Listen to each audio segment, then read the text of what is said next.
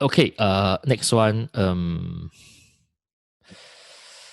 So I would say just register for the NAF program, especially for a start, if you don't want it to be overly complex. Let's see. Alan says, what is your advice if I would like to discontinue selling one listing in Amazon? Delete the listing totally or just deactivate? Okay, so if like you have created a listing, then you decide not to sell it anymore or not sell it at all, you have two options. You can choose delete or close. All right, if you choose delete the listing, it means forever deleted.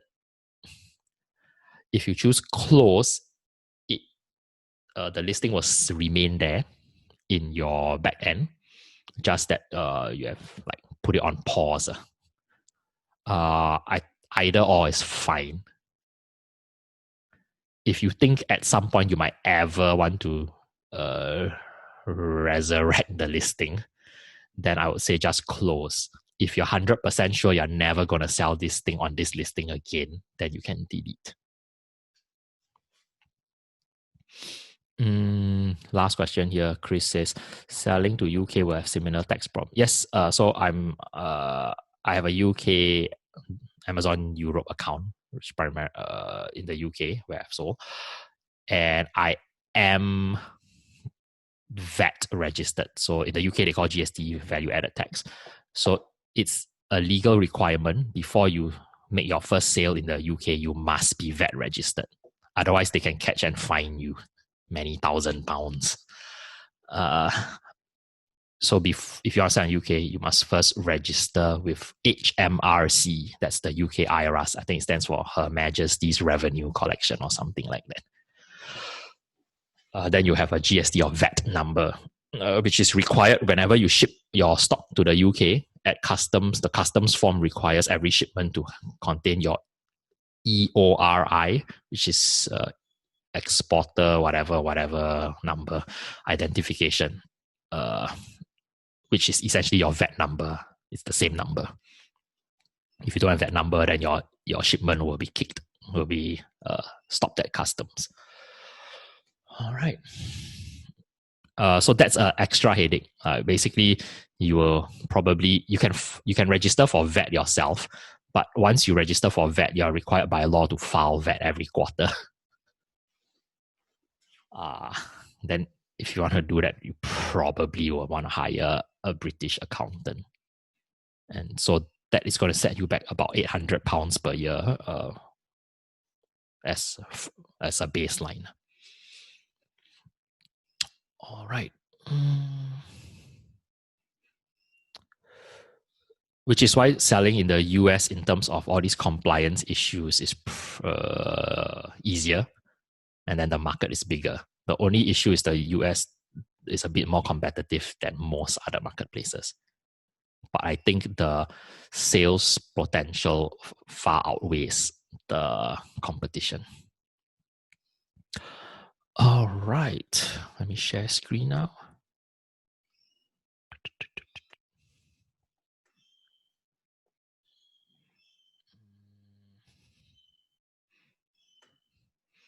Let's double check that everybody's in, nobody's in the waiting room. Okay.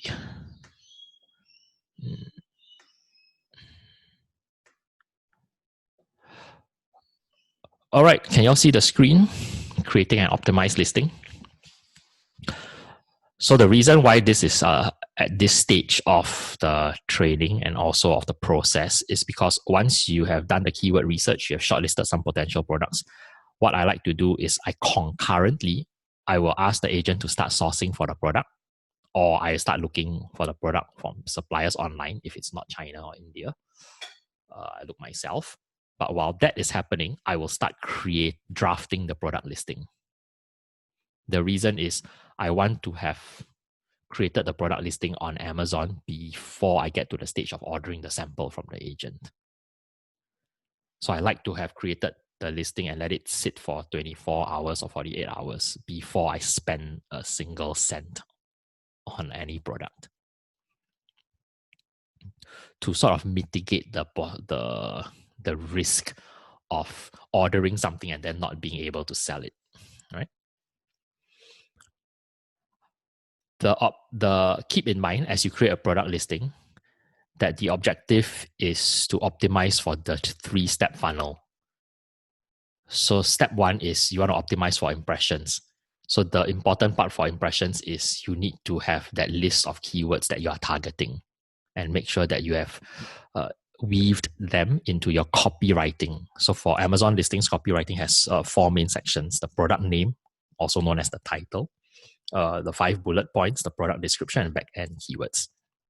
Secondly, after you are able to get impressions, right, you want to make sure that when people read your title and see your first picture, your thumbnail, they will be attracted to click. So the way you write your title needs to influence people to want to click. And your main image should stand out enough that from the crowd that it will attract people to potentially click. After that, when people click, they're on your product page, right? This is where they will look at all your pictures and they will read your title again. They will see all your bullet points. They will be able to read your description. So the way you craft your bullet points, the copywriting should be written in a way that it's convincing so that people want to buy your product.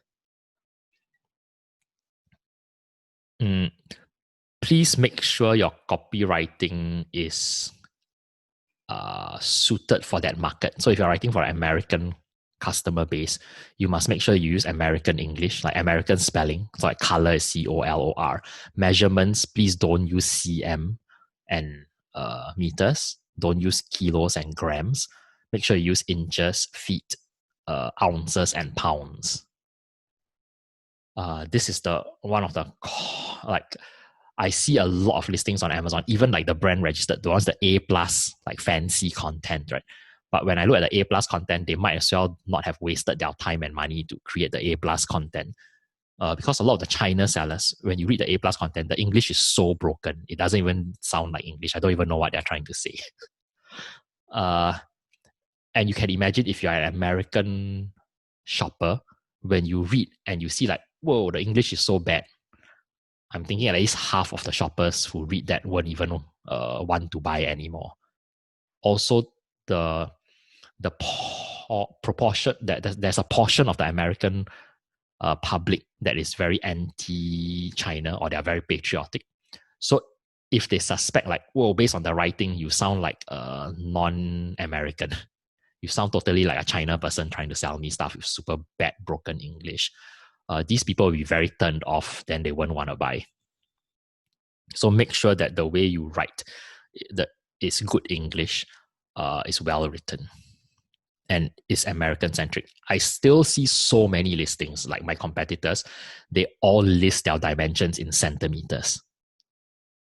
Like, why would you even do that? Why would you put centimeters when you're selling to an American? They don't even understand what a centimeter is. Okay. So if you put like centimeters instead of inches, that will affect your conversion rate very badly. It will also affect your impressions, especially if your product type is something people will type the dimensions into the search, like blah, blah, blah, 10 by 15 inches. There's quite a lot of product types where size does matter, dimensions matter. So if you put like blah, blah, blah, 22.54 by 48.6 centimeters, your listing is already not going to show up for those people who type the dimensions in inches. A lot of my listings actually get a lot of traffic because I specified the dimensions in inches in the title, because I know that people specifically are searching for different specific sizes for that kind of product. All right. This is an anatomy of an Amazon product page. Don't be scared by the so many points, okay? Essentially, like any Amazon page, so like this.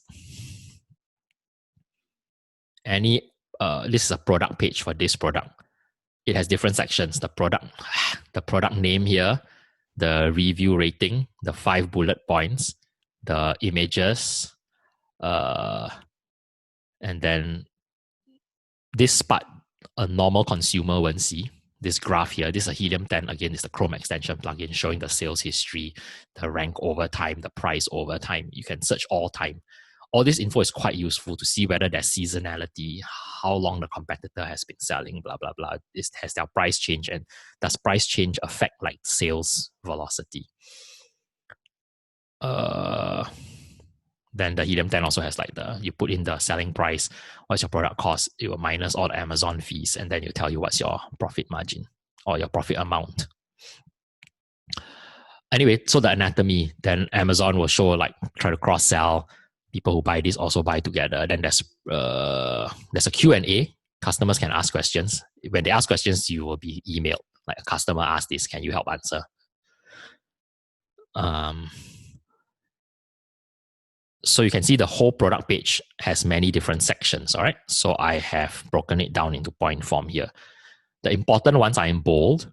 So these are the ones where whatever you put there will have direct impact on whether you can get impressions, clicks, sales or not.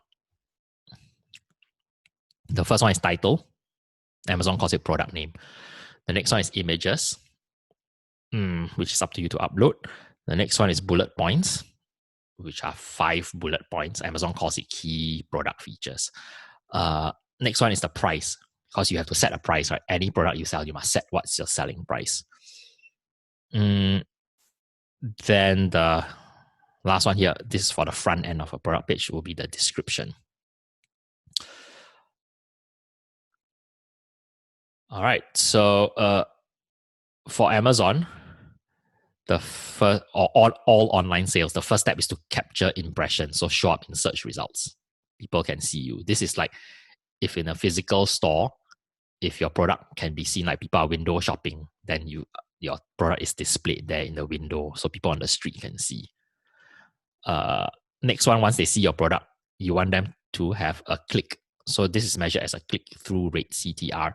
So for example, if like 100 people, if out of every 100 people who see the listing, then 10 people click to investigate further, that's a 10% click-through rate. All right?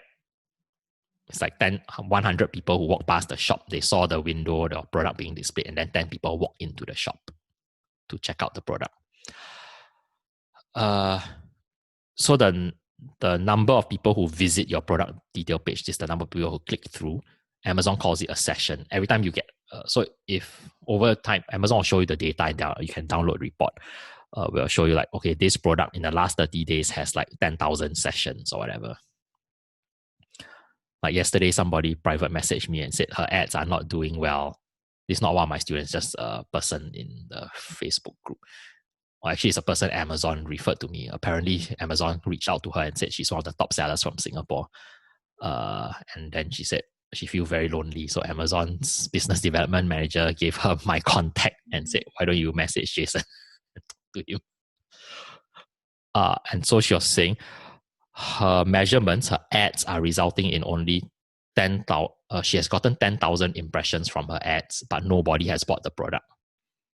Then I said, then I gave her my stats. She asked like her click-through rate is like 0.8%. Is that good or bad?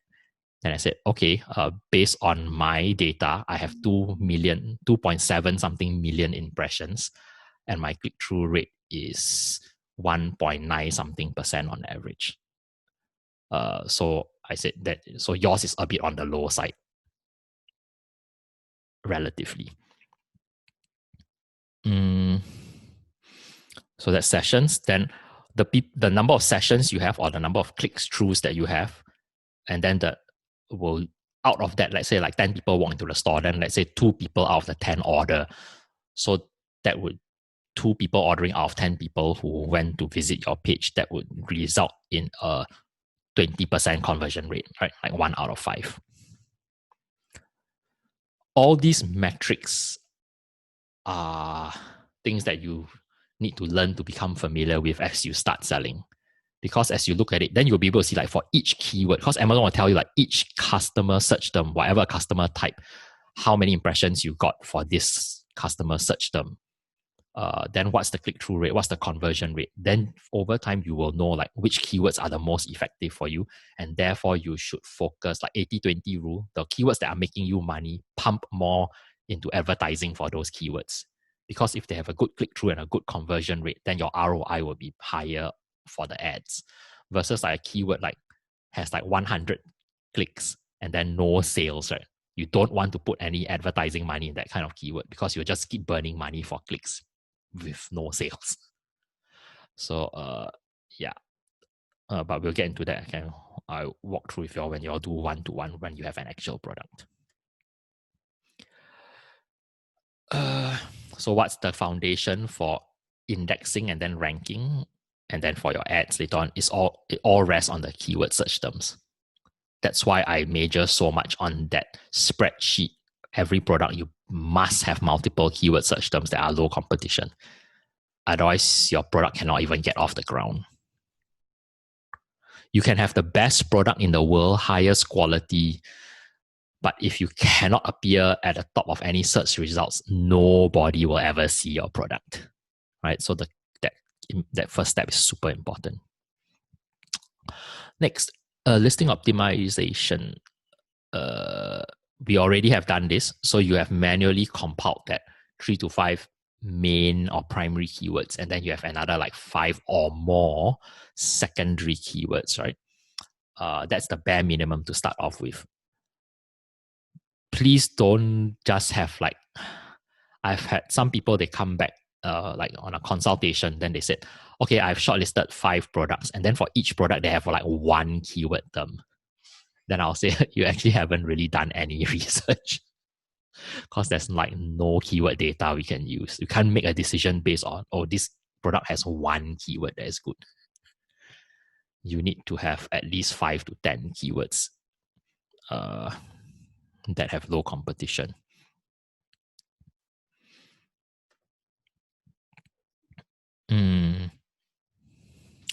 All right, so what do you do then? Usually the top 3 to 5 keywords that I have the best mix of search volume and low competition, those will be my primary keywords, and I will try to include all of them somewhere in the title.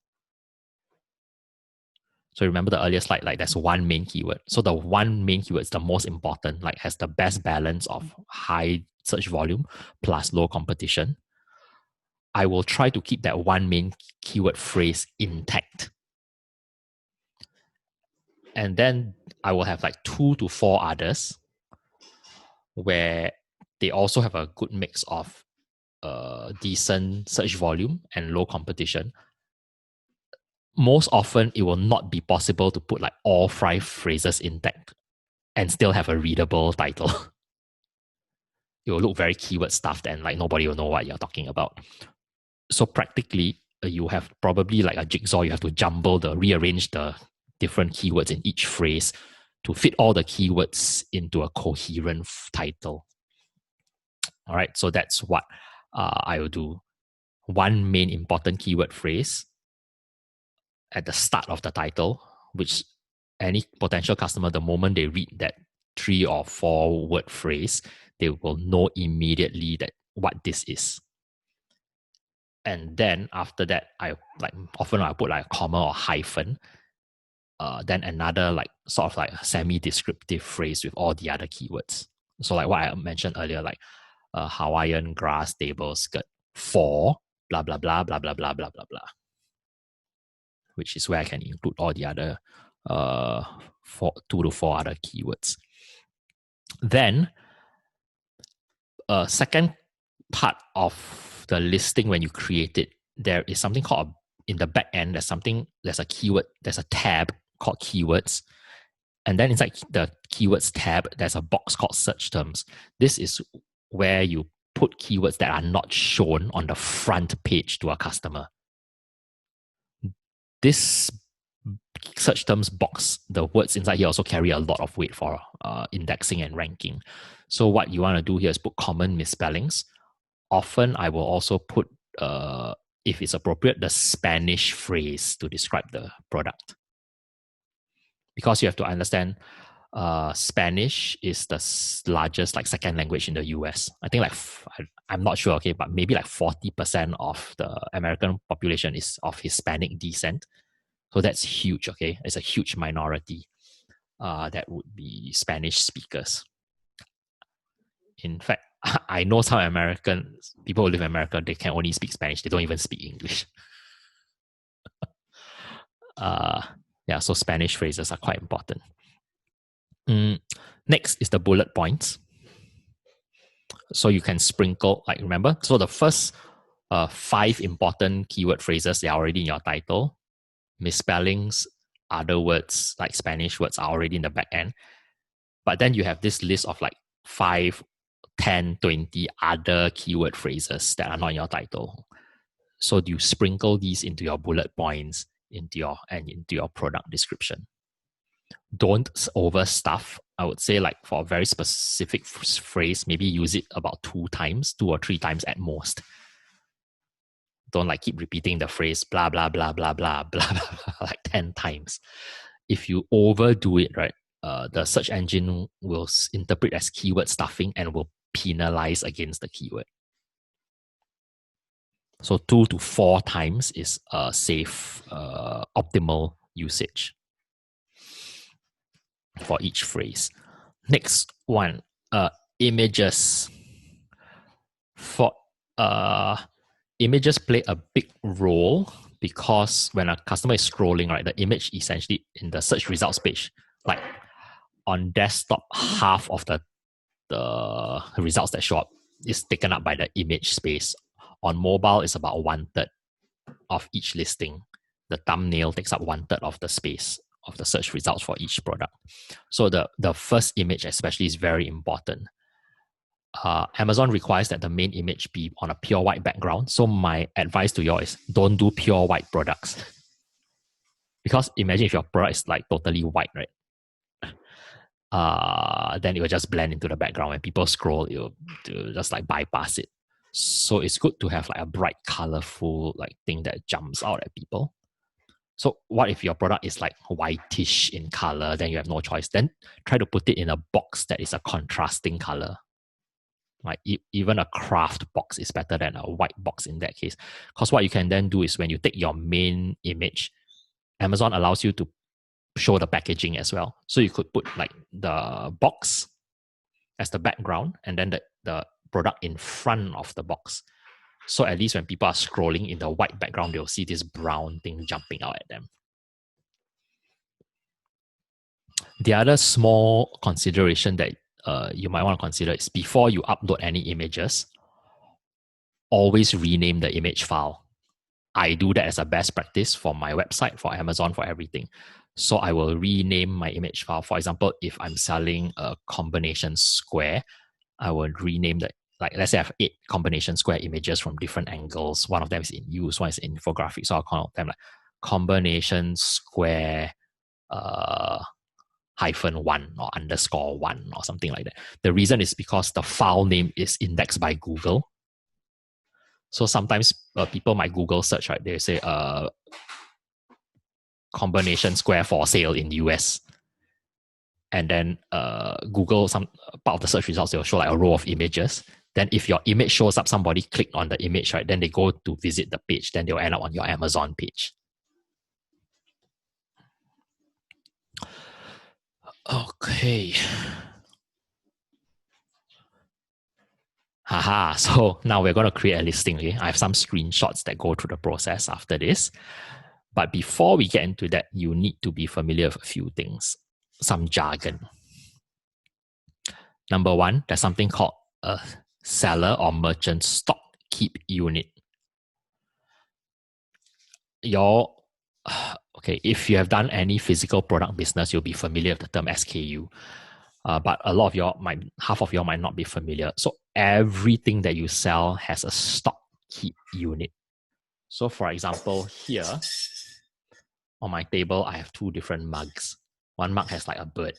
One mug is like I don't know, rainbow, colorful mug. So let's say if I'm a mug seller, for every product, I will have my own. A stock keep unit is simply a like abbreviation that is used in your own back end for easy identification. So let's say I sell mugs. I might call my product, like my SKU might start with M for mug. So like for me, this might be M bird. So my stock SKU might be MB1. Okay, is mug bird design 1. Then let's say I have different stripes. Like I have a mug with blue stripe. I have a mug with red stripes. I have a mug with colorful stripes. So I might call this one mug stripe rainbow. So maybe my SKU is MBR. Then the one that is blue stripes might be mug stripe, sorry. MSB might be mug stripe blue. Okay, it's just whatever you make up yourself, your own internal reference. So this is called seller SKU. Every listing that you create on Amazon, there's a seller's SKU box that you need to fill up. You can leave it blank, but if you leave it blank, Amazon will assign like 10 to 12 digit random letters and numbers and symbols.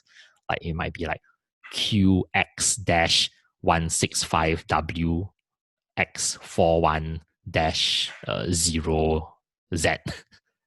Then it's very hard to identify your stuff, because SKU is quite an important thing, especially when you grow your number of products.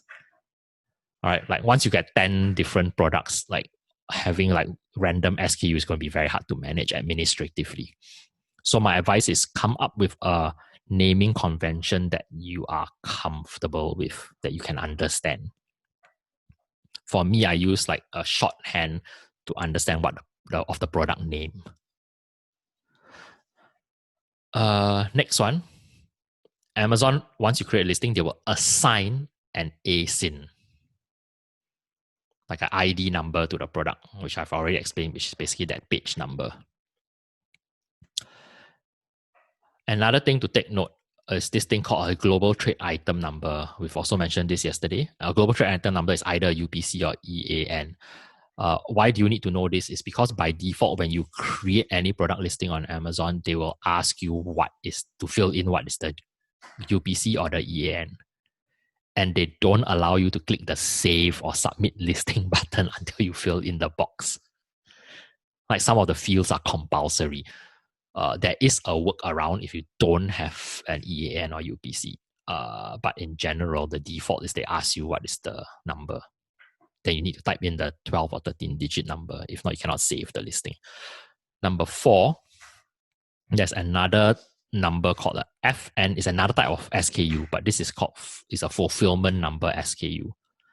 This is the one that goes on the outside of the product. This is Amazon's proprietary, like their warehouse stock taking ID number. So the Amazon system allows you to use either the FN SKU or the GTIN, the barcodes of either one of these, as the identifier on the outside of your product packaging. So that when you send in your stock to Amazon, right, it's on the conveyor belt, then their robot or their staff has a scanner. They will scan. Basically, like say you send like 50 units per carton of a product into their warehouse. When the carton reaches their warehouse, the staff or the robot will open the carton, and then they will count they'll scan in one by one. And how they check is simply by looking for a barcode, they scan, and then immediately that barcode should sync to whatever listing that you created in the system, so that they know what it is and who it belongs to.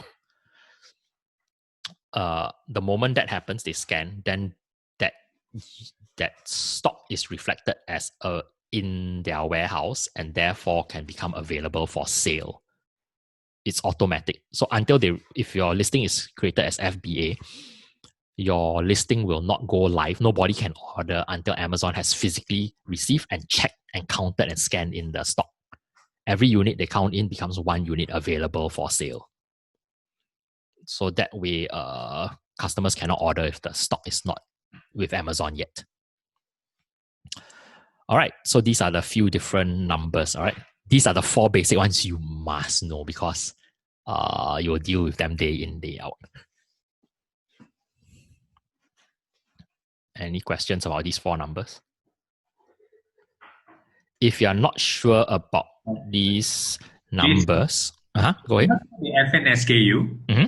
How do you get the FN SKU? Okay, ASIN and FN SKU is automatically assigned by the system once you create a listing. Okay, thank you. Yep. Then seller SKU is something you make up yourself, and GTIN is something you have to obtain from GS1 if you want to use it. There's a workaround. Amazon allows sellers who do not have GTINs to apply for a GTIN exemption. But it's a bit of a hassle. Anyway, we'll explain that shortly.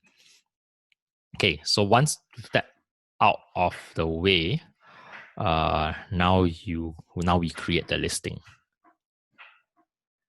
Okay, Fionn has a question here. Must I key in the country made, so like made in China or made in USA or whatever, at the FNSQ label? No, the FNSQ label, right, it's called item label, and the item label, one of the pieces of information in there will be the FNSKU. It's auto-generated by Amazon system. It will not say made in where. But Amazon doesn't care that you state made in where or not. But legally, you're supposed to indicate somewhere on the product packaging the country of origin.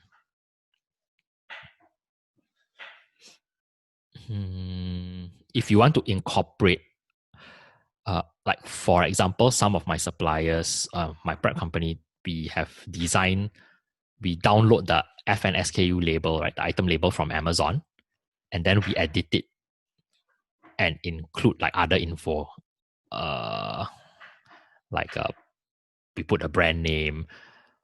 So we design like a sticker with the brand name, the product name, and then we cut and paste, crop the FNSKU barcode into this one sticker, so that we don't need to have like two different stickers. Yeah. All right. So once you want to create a listing, you have these two challenges. Number one, the product identifier. Basically, Amazon asks you what's the GTIN.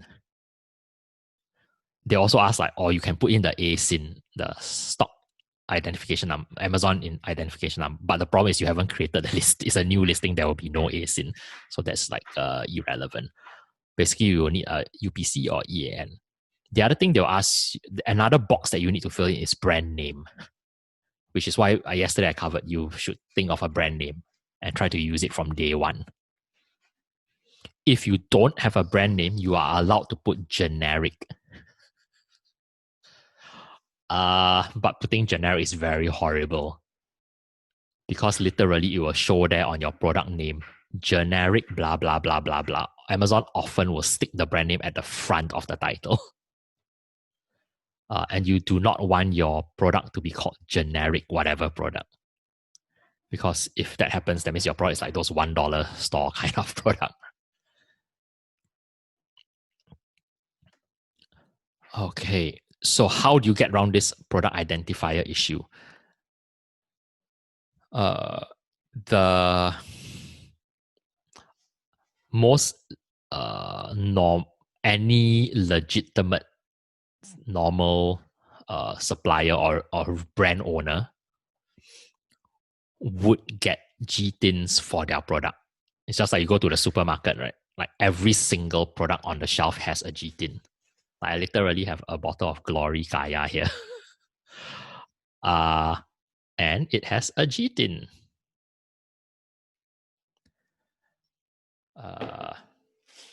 I have a loaf of bread here, and it has a GTIN.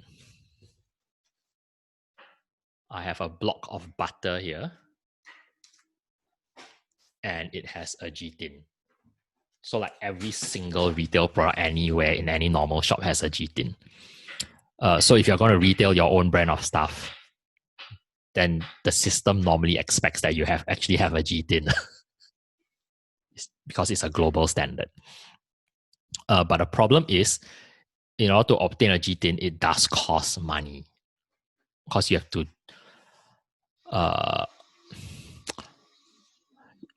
officially, the only GTINs recognized by Amazon are GTINs issued by GS1.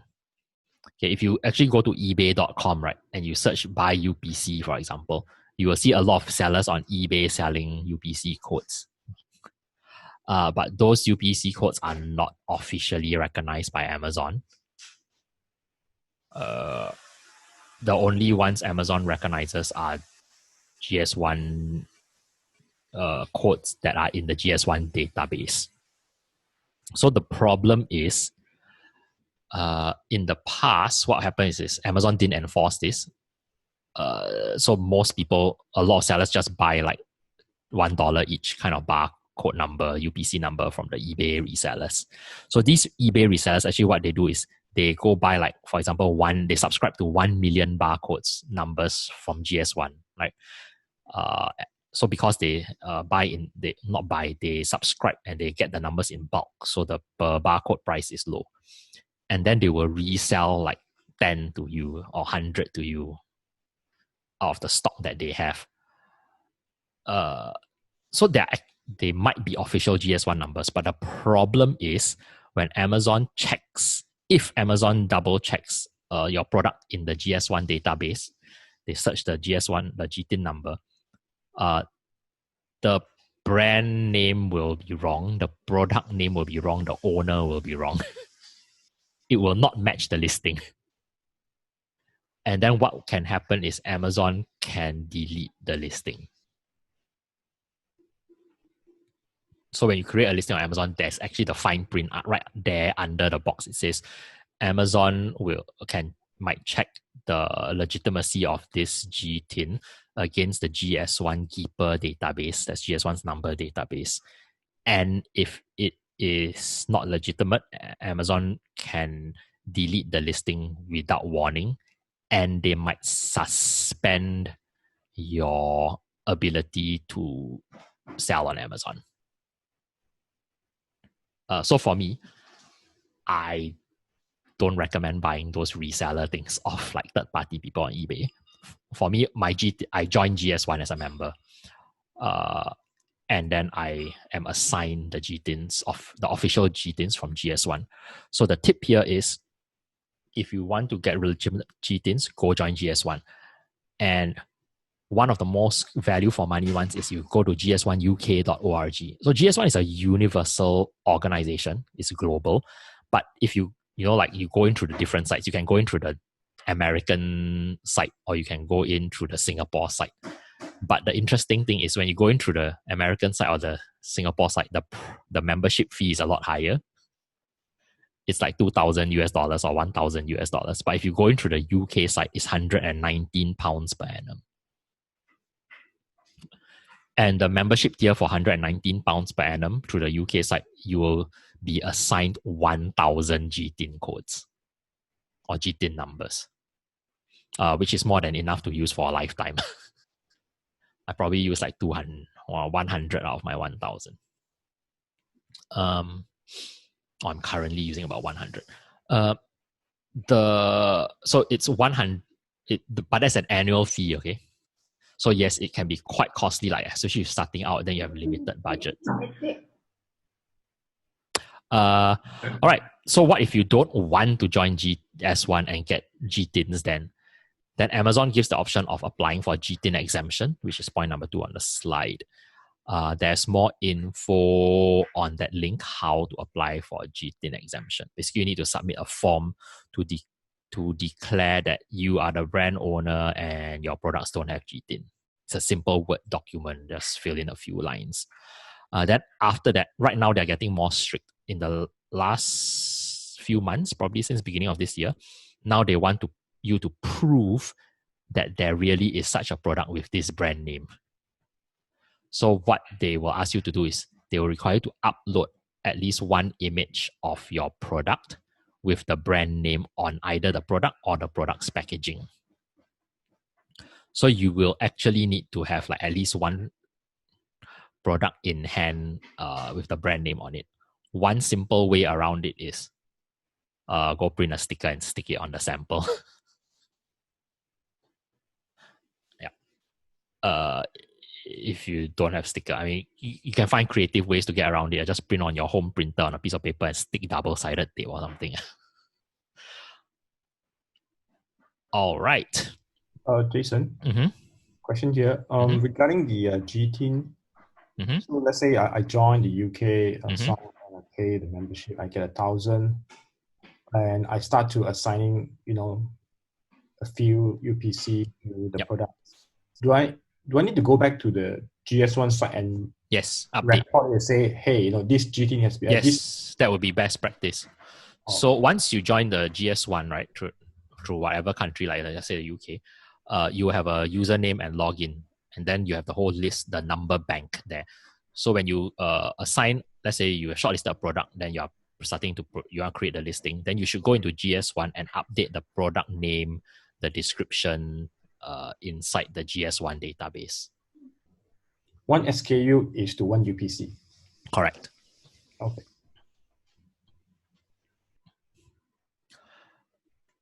Okay. For GTIN exemption, right? If you want more info, honestly, go search GTIN exemption inside the alumni, the class Facebook group. Because personally, I've never applied for GTIN exemption.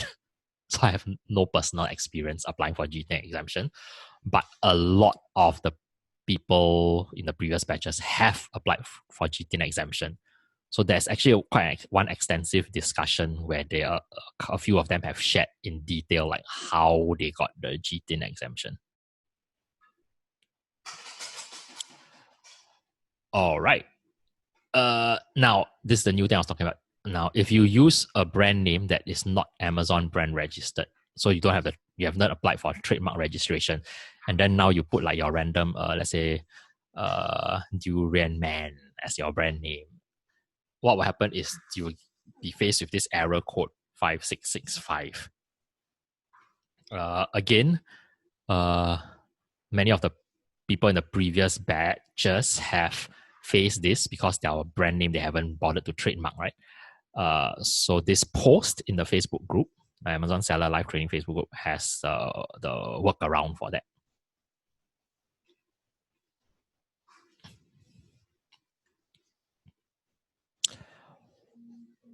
All right. Now, so we're gonna get down to actually creating. I know it's a 1:12. I just go a few minutes just to wrap up this section. These are the main sections that you want to fill up, all right? That you need to draft copywriting for. So the preparation process, I think most of you already know. You have that short list from that spreadsheet. There's two places you can draft things. I would advise that you draft it outside Amazon first. It's happened to me several times. Like in the past, I would just open Amazon and I go straight to create a new product or add a new product, and then I start typing the title on Amazon. I start typing the bullet points. But the problem with Amazon is I'm not sure how long it will time out, and then you have to re-log in. But Amazon doesn't have an auto-save feature. So it's happened to me like the 2,000 word description, right? I'm typing halfway 1,000 word, like an essay already for my product. Wow, I've already crafted it very nicely. Then suddenly it times out. And then I have to re-log in, and then the 1,000 words that I've typed are all gone forever. It's like the dog ate my homework, and then I start retyping everything again, and I cannot remember what I typed. So my advice is, there's a Google Doc template. You can do that. So again, this file you can access from the drive, which is here, Amazon product listing template, or inside this slide, there's a link which will open this file. Okay, so how to use the file here? By the way, all the files in the drive here, they are read-only for I'm the only person with writing access, editing access. So if you want to use the templates, the docs or the spreadsheets, what you need to do is go here and then go to File and then make a copy. Okay, if you make a copy, then it will go into your own Google Drive where you can edit, or you can download, and then it will download, like the doc will download as a Word document, or like this spreadsheet, for example. If you don't have Microsoft Office or Open Office, you can make a copy and work on it in Google Docs or Google Drive. Or if you prefer to work offline, you can download as one of these, like a Microsoft Excel. Okay. All right, so in this listing drafting template, anything in italics here is basically like instructions. So number one, what are your main keyword search terms? So from your spreadsheet, you can copy and paste that column B, paste all the words here, easier to reference rather than clicking back and forth. And then start writing your product copy. Okay, so section one, write your product copies. First one is write the product name, also known as the title. So then the instructions, weave the main search terms into a readable title. So for example, if you are selling signboards for like real estate agents, open house, then you put like all the keywords related to your open house signboards, and then you try to compose a nice looking title. When you compose a title, do take note that on mobile, it truncates at 65 characters. That means it cuts off because the mobile space is limited. So if your title is 200 letters, right, but only the first 65 will be shown on mobile. So you want to make sure for the human reader that the important words are within the first 65 letters. Within that space, the potential buyer should be able to straight away like understand what you are selling. Then the next section is the 5 bullet points. So you write bullet point 1, write bullet point 2, write bullet point 3. Why do you write it here? Then after that, you add a product on Amazon, then you copy and paste over. The thing about this is Google Docs auto saves like every 2 seconds. Yeah, that's the main reason. And then again, the product description. So like the various sections that you do your copywriting, and then the other search terms is the back end. So list the other keywords buyers might use that are relevant to your listing, but not shown. All right. The other, if you don't want to use a Google Doc, which is a bit like old school, right? And if you have Helium 10, I believe the Scribbles might be a free tool. One of the tools here, listing optimization, is called Scribbles. Scribbles is basically the to draft a listing. It's actually pretty cool. Personally, I would use Scribbles over the document now because Amazon, since last year, I think, or a couple of years ago, they also allowed emojis and they also allow like basic HTML, like to bold, to paragraph, line break, and all that. I'm okay. I know how to do like basic HTML, but most people don't. Anyway, what you do is same thing. You can put all your the keyword phrases you shortlisted, right? Let's say like for here, let's say like we are doing this spider strainer. So I'm going to copy like all this. So I've just hit copy on my keyboard, and then I'm going to hit paste. So can you see it's here now? And then I apply. So now it has processed the words and it has broken it down into, there are actually 5 separate words because a lot of the words overlap in the phrases. And then there are these 4 specific phrases. And then you can see here are all the fields that you could fill up on Amazon. It even has, because Amazon now allows emojis, you can insert the emoji here. And then once you finish typing, you can copy. So let's say I don't want an emoji or whatever. So let's say my title, it's I'm going to call it spider strainer. Of course, it's a title, so I put title case capital. Can you see as I type each word, it crosses out? Well, that's a pretty cool feature. So to make sure that all the keyword phrases that you want to include are included, because sometimes you do it manually, you might miss some, especially if you have like 50 different keyword phrases, keyword individual words. So spider strainer for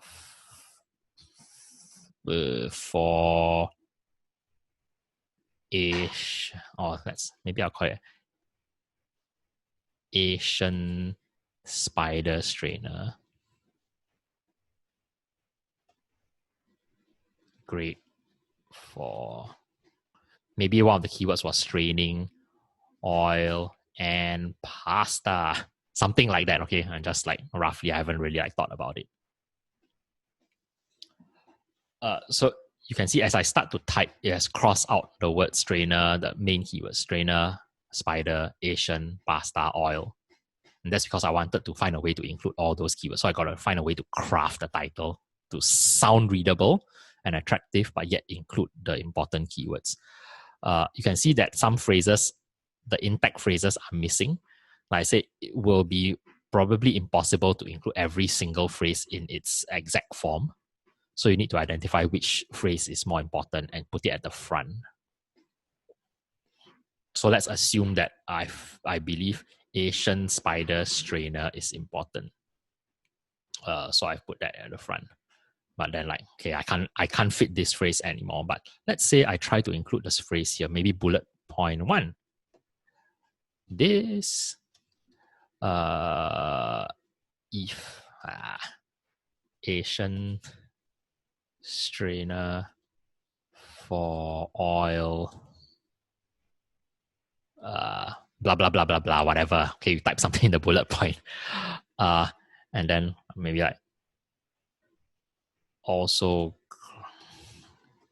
effective. Let's say also great for straining pasta or something like that. So you can put all the different bullet points, blah blah blah, and then sometimes, like let's say you're selling an organic or eco-friendly product, like some of my products like environmentally friendly, sustainably produced. Then sometimes I like to start the bullet point with, let's say, the third bullet point. I'm going to say this is eco-friendly. Then I might put like the recycle symbol or something. All right.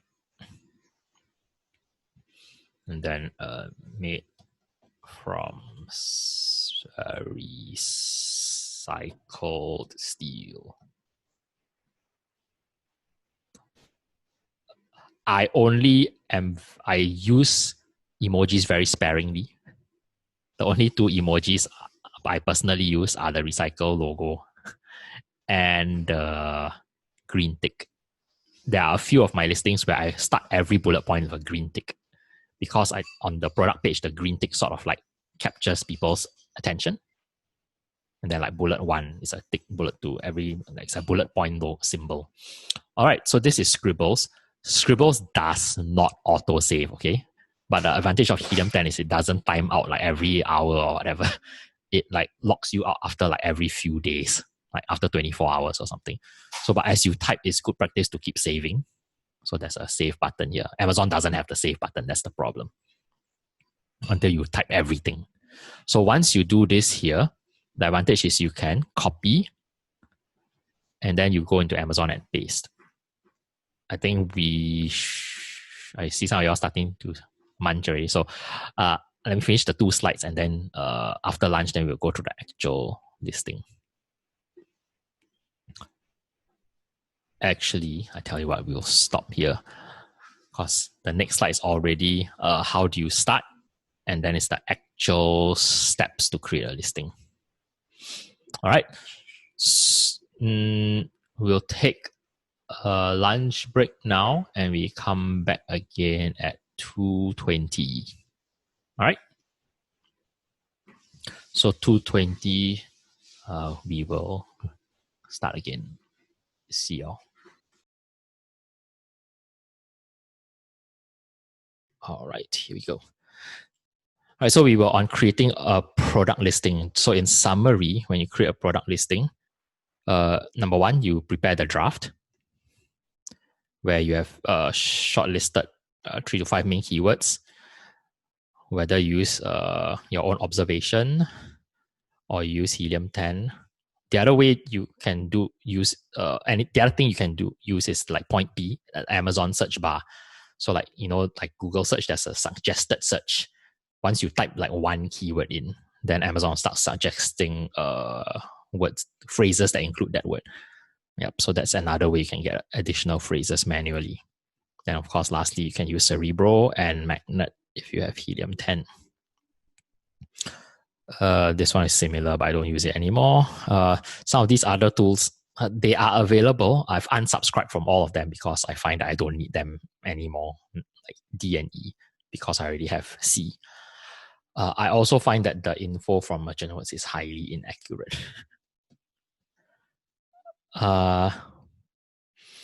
Next, you can craft the keywords into a readable product name. Then you also incorporate some of the keywords into the 5 bullet points. The bullet points don't just write like very boring facts.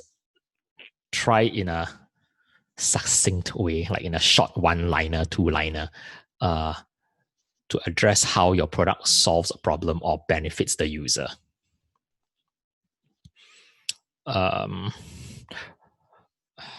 For example, if you're selling, I don't know, omega-3 fish oil, I'm not saying that you should sell that, but as an example, you could put like high content, high potency, or high percentage of omega-3. Or you could put something like 3000 mg of omega-3 effective for joint pain relief.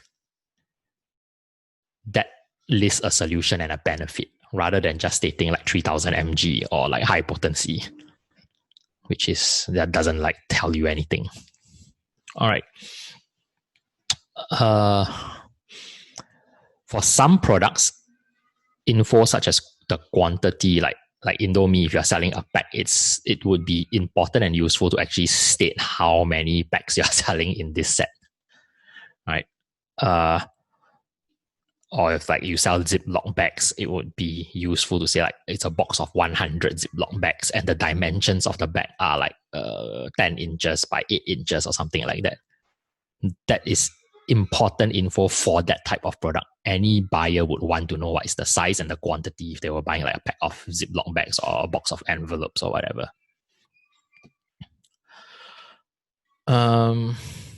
Then there's the description section that's up to 2,000 keywords. You want to write 1, 2, 3, 4, 5 paragraphs, that's up to you. I would say keep to the point. Use it to incorporate all your other keywords, but don't ramble on and on with unnecessary info. All right, we are going to jump now into the actual listing creation. All right.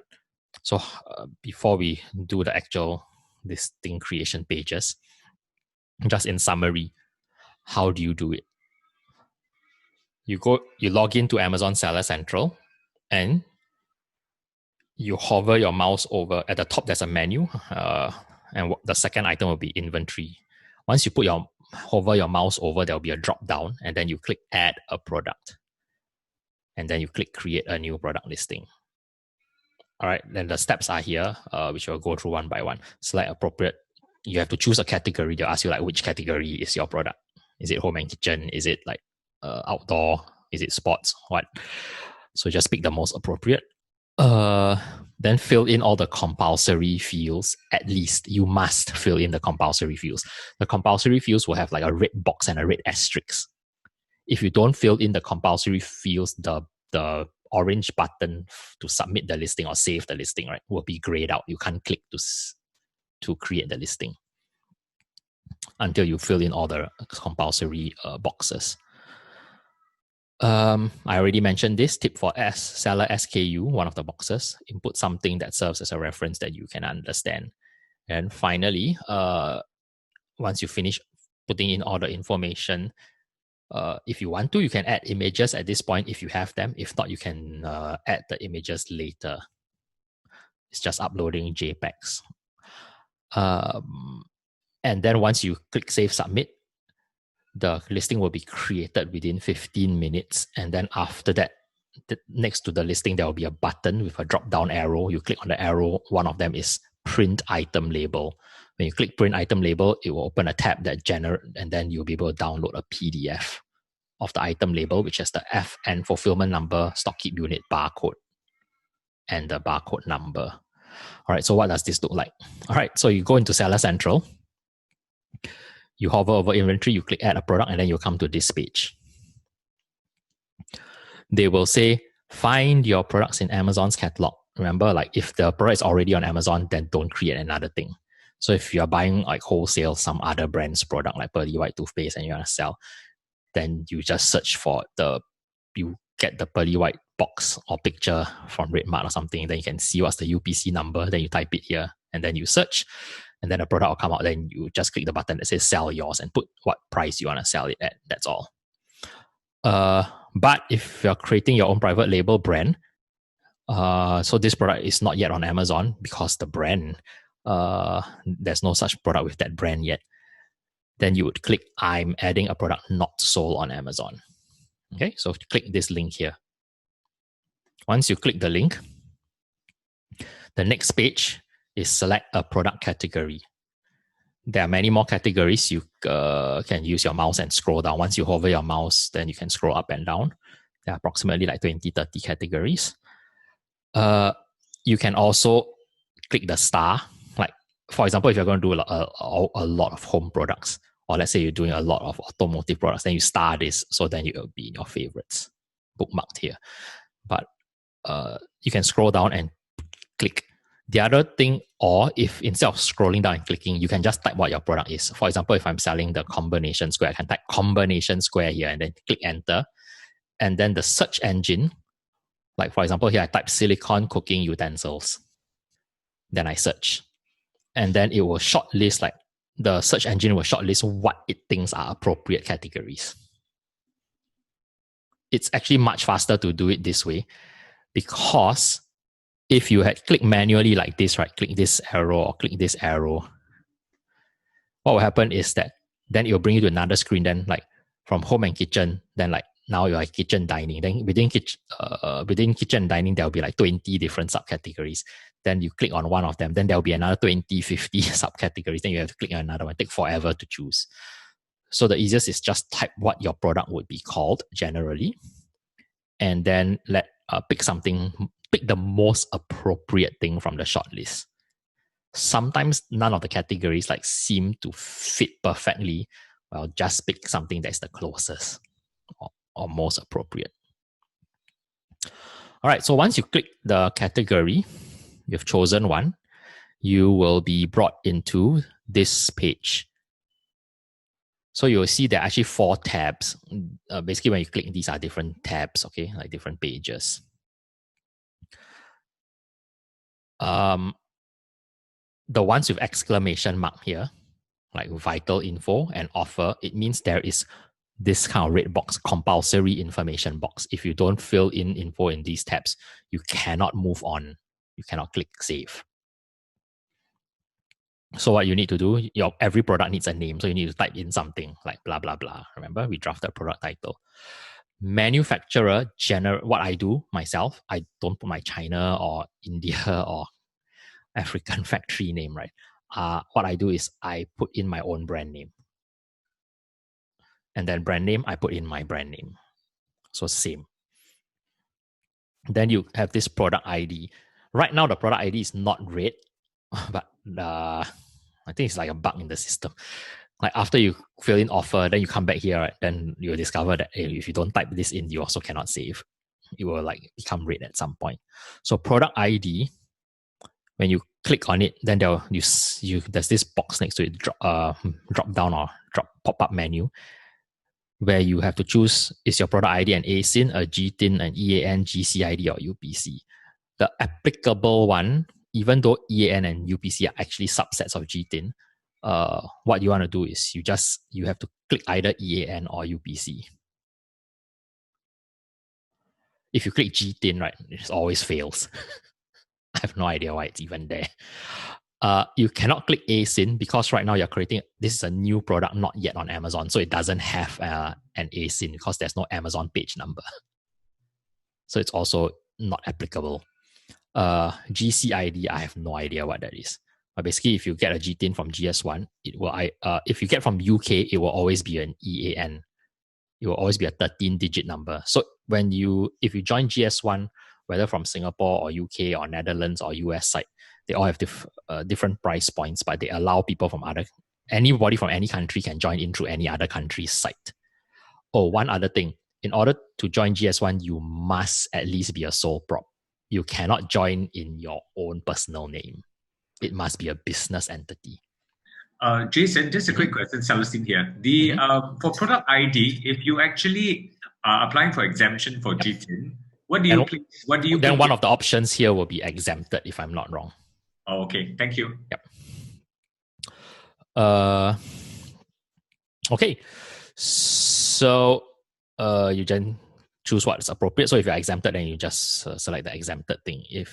So when you apply for exemption, the requirement is you have to state what is the brand or brands that you want exemption for. So then when you create and you fill in the brand name, it will have the option to be that is exempted.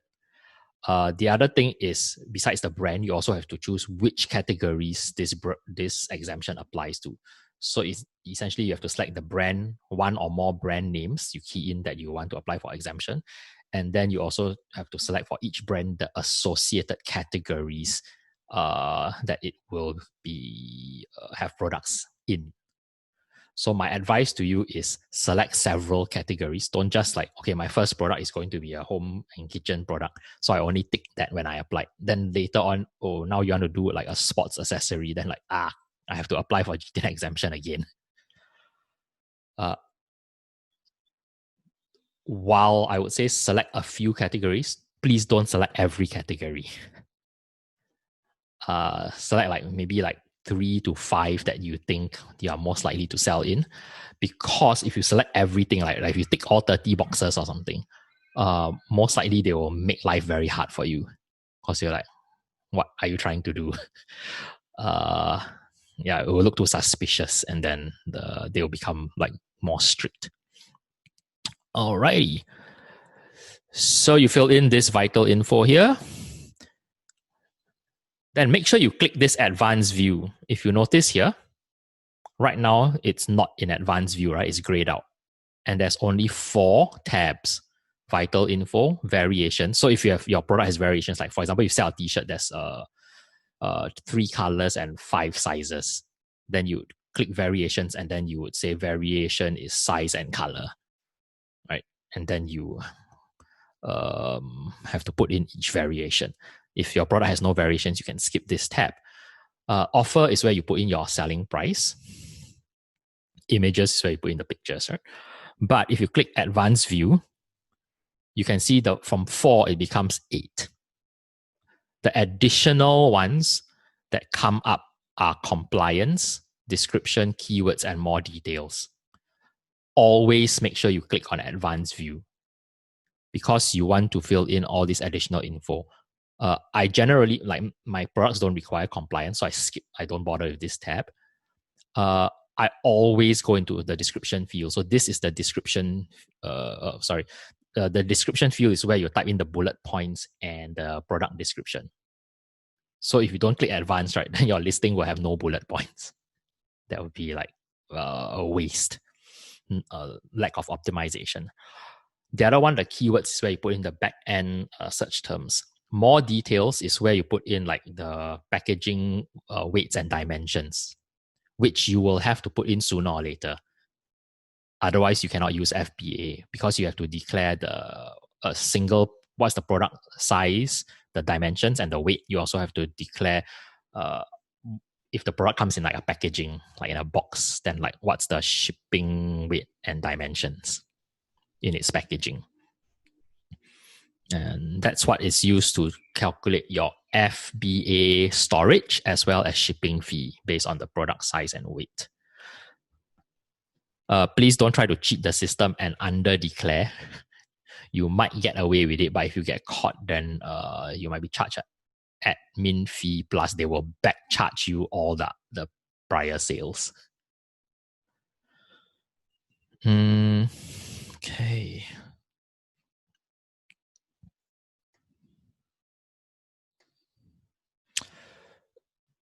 So that's fairly straightforward, right? We already drafted all those, let's say in Scribbles or in the document. So you just copy and paste. Earlier, one of you all did comment that in Helium 10, there is this import function. This import is not to import your listing, not to export it into Amazon. Okay, it's to import a listing from Amazon. So, for example, if there's somebody else's listing that you think is very well written, and you want to use it as a template, and then you just edit like the listing, right?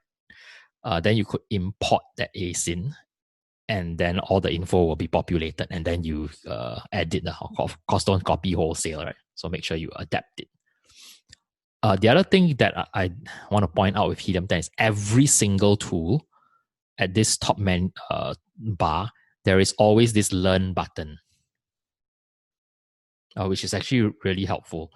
So if you click the learn button, well, you will see that there are a few short videos. Let me just pause this. So like introduction and overview for each tool, then how to import keywords from like Cerebro or Magnet here, so you don't need to manually copy and paste if you don't want to, how to use Scribbles to write a listing, and then how to import a listing from Amazon as a base to work off on. So every single tool like Cerebro, Magnet, they all have a tutorial videos of how to optimize usage of the tools. So if you're not sure, please refer to that. I actually, like when I watch the Cerebro videos, I learn quite a lot.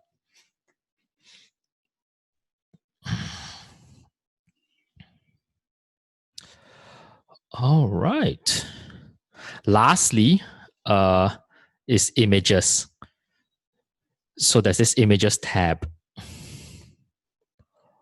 For images, what you just need to take note of is there's quite a lengthy image guideline, but essentially you are allowed a certain number of images. If you want to read the boring guidelines, you can go and read the policy page. The main points of the policy guideline I have summed up actually on my website on one of the posts. So if you go to Jason Tay online, right? Probably should put the link in the slides. I recently created this post, so I should add it to the slide. In the menu, you go to Amazon FBA guide, and then there is one on product images. Yep. So just like there's also one like here called code confusion, one of the pages. So if you're still not sure about GTIN and all that, you can refer to that article for more details. Right. So I explain how to do Amazon images. Whether you want to do it yourself, you want to outsource, I provide a few recommendations. For example, in Singapore, this DNA Hub is actually the Office of Global Sources in Singapore. They have a professional product photography studio with a professional photographer on staff. And essentially, they reached out to me and they are offering this package of 7 or 8 images if you you go to this page and you click the sign up button here. This form is created by GS1. And then you will be able to get an extra image. Or if you don't want to sign up from here, it's fine. You get 7 images for $40. Or if you click through this link, it's 8 images for $40. And that's really, really cheap, right? Like professional product photography, it's hard to find anything below $20 per picture. So these 7 or 8 pictures, including they will do some simple infographic shots for you if you want. Like they can help you to overlay like dimensions, like a simple infographic, etc. I think this package is unbeatable value. I send mine to a US I send most of my products I take my own pictures. And then some of my products I send to a photography service in the US. So the one that I use is also explained here. It's called the Magic Image and Listing Service. All right. Oh, sorry, I wanted to show you all the basic requirements.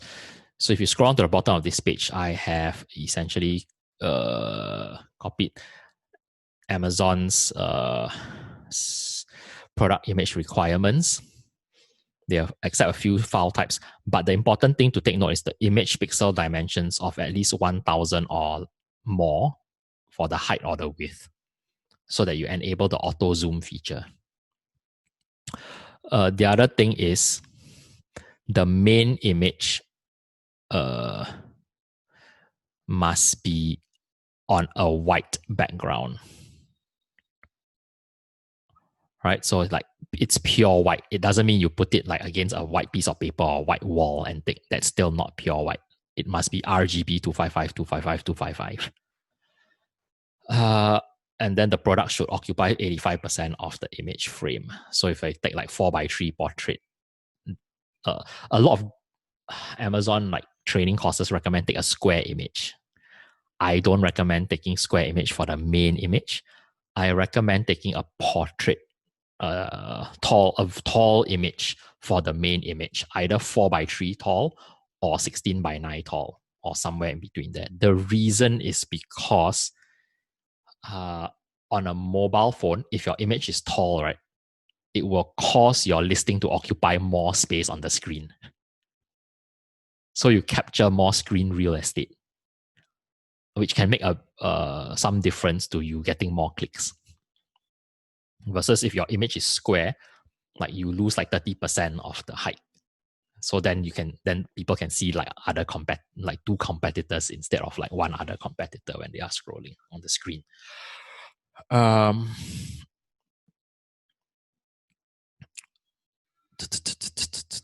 Yep. Yeah, those are the main three are the pure white background, especially for the main, particularly the main image.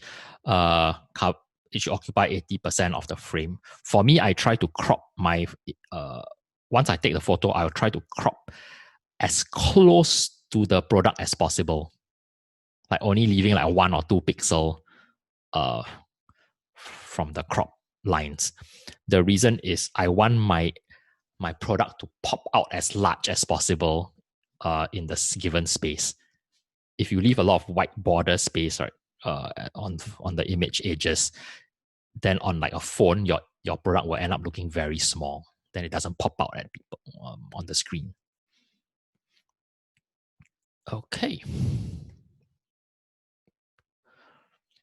So you could take your own pictures. You can pay a professional.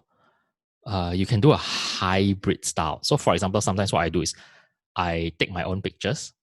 Either I use my phone or I use my DSLR.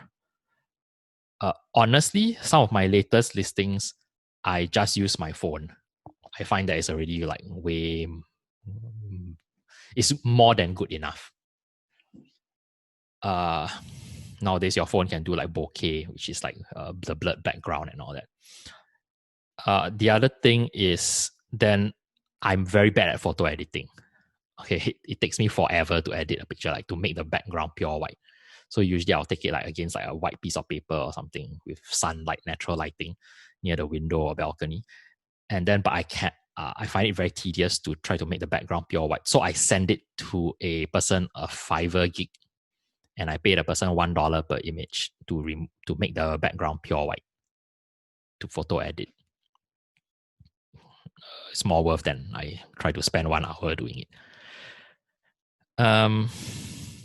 The other one I like to do is I send some of my images. Like recently, I just sent like 5 products to Amazing Freedom Magic Image Service. I've used them for about 10 products or so. So they will take you take pictures from different angles and then you send it to them. Then they will create infographics and all that from that. The other thing, they recently started a photo service. So like some of my products that are made in the USA, I just send straight to them, to their photo studio to take the images and create all the additional images their service is actually quite cool. Maybe I'll show you an example. Because online people cannot touch, they cannot feel your product. The only thing they can do is read the descriptions and look at the pictures. So the Magic Image service, right?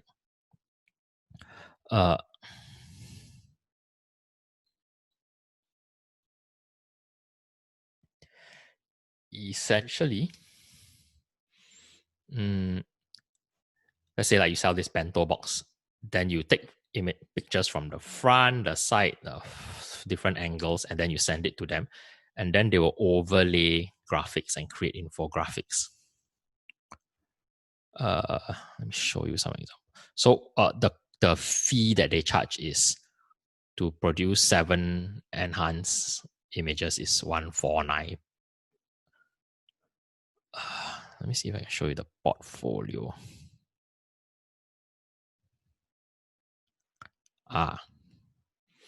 So imagine, let me just pick one of these.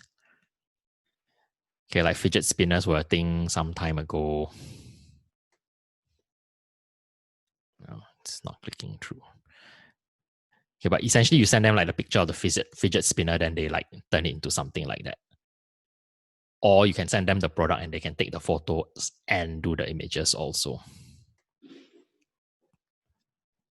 All right, so if you have the budget, then you can outsource that. If not, you can try to do it yourself. When I started, I also used Canva to do quite a lot of these things myself. So take photo, then edit, put infographics in Canva. These are 2 companies that are in India. I use them to do some of my A+ content, but that one's more advanced. So I won't go into that for now. All right. So once you've created your listing on Amazon, you did your draft off Amazon, then now you have created it on Amazon, you are ready to start ordering either your sample or your first initial product order. Okay. But before I jump to the second last section, let me just quickly look at chat. Any questions? Okay, Fionn says, does GS1, the DNA Hub, that service I showed you, does it provide lifestyle photography? No, they do not provide lifestyle photography. They only provide like the product photography with basic infographics. Amazing Freedom does provide lifestyle photography. So like some of these examples here, right? Okay, it's here.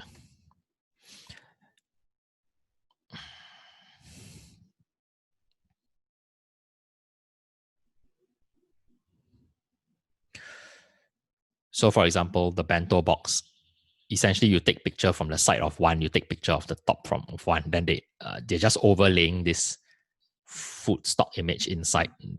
Then they overlay your product ×4 to make a stack, and then they overlay over the image of this person. So they're not actually getting a model. This is all just graphic work. Same thing as this. Unless you use their photography service also, which I think adds an additional $70, their photographer service fee, which is still pretty reasonable actually.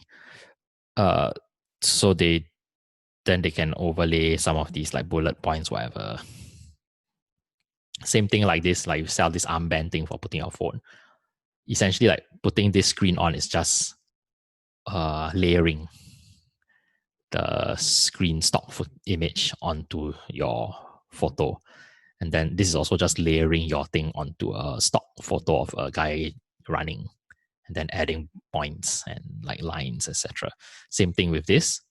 You take a picture, multiple pictures, different angles, you send them all the files, and then they can overlay like so. Okay, so that's a way to create a lifestyle photography without having to pay a lot for actual model. Alrighty. Any other questions before we go into how you order? Okay. So when it comes to ordering, we've already mentioned some of these in the previous sections. The payment terms, like 30, 40, 50, 70, 60, 50 balance. We've mentioned that. But there are various ways to pay. There is no right or wrong way to pay. It's just different countries accept different things. Like a US supplier is quite common that they will accept credit card, even for like very, very big orders, because credit card is just the most common way to pay for anything in American society.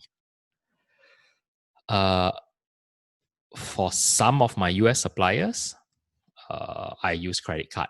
For one of my US suppliers, I use a wire transfer. That's the American term for bank transfer or telegraphic transfer, some people might call it.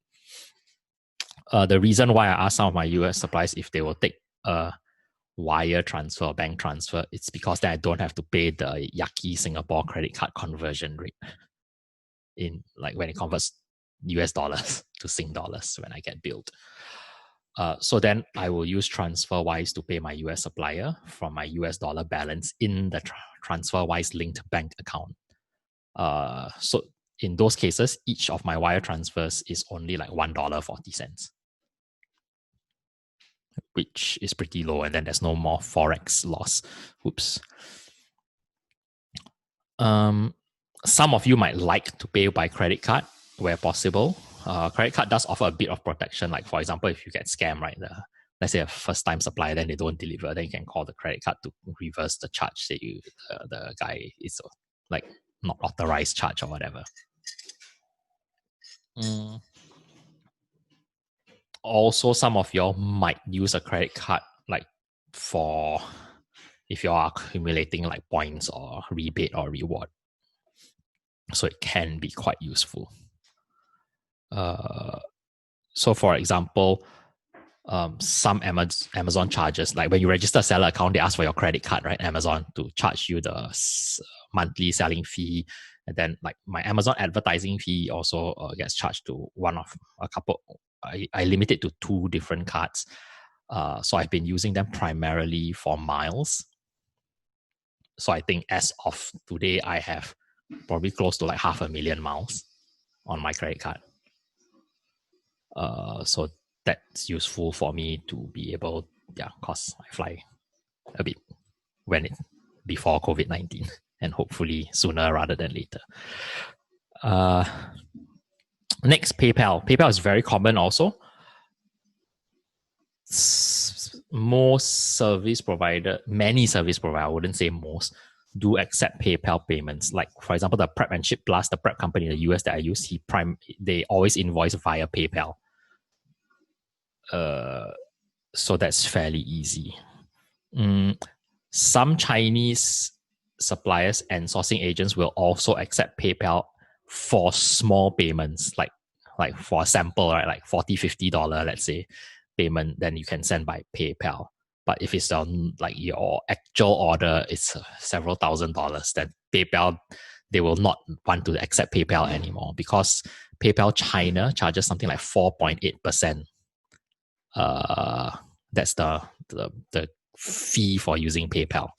So it's quite hefty.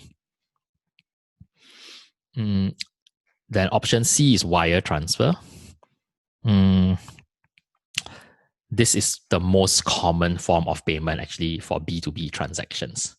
So a lot of people who start out their new, they can be quite nervous, like, wow, I don't even know who is this supplier. Should I like transfer, don't know, like X thousand, whatever thousands of dollars to them?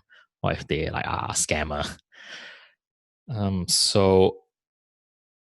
However, if you're sourcing from India, it is a requirement to do a bank transfer.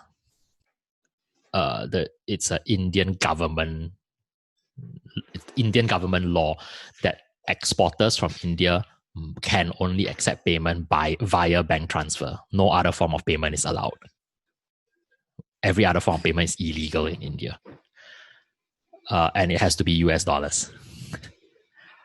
So that's one, you can't get around that. Then if it's in China, typically you also will end up paying US dollars to a sourcing agent or to a supplier into their US dollar bank account in China. So for all these bank transfers, I typically use, my preferred method is using TransferWise because they have the lowest fixed transfer fee.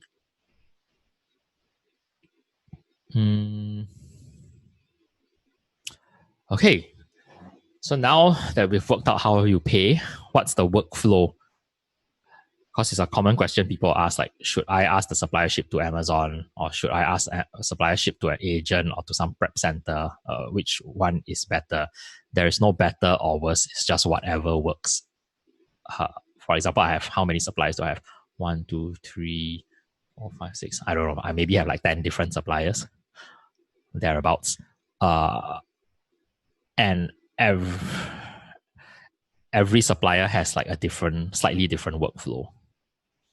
So for example, for my US suppliers, some of them ship directly to Amazon. So I'll put in an order with them.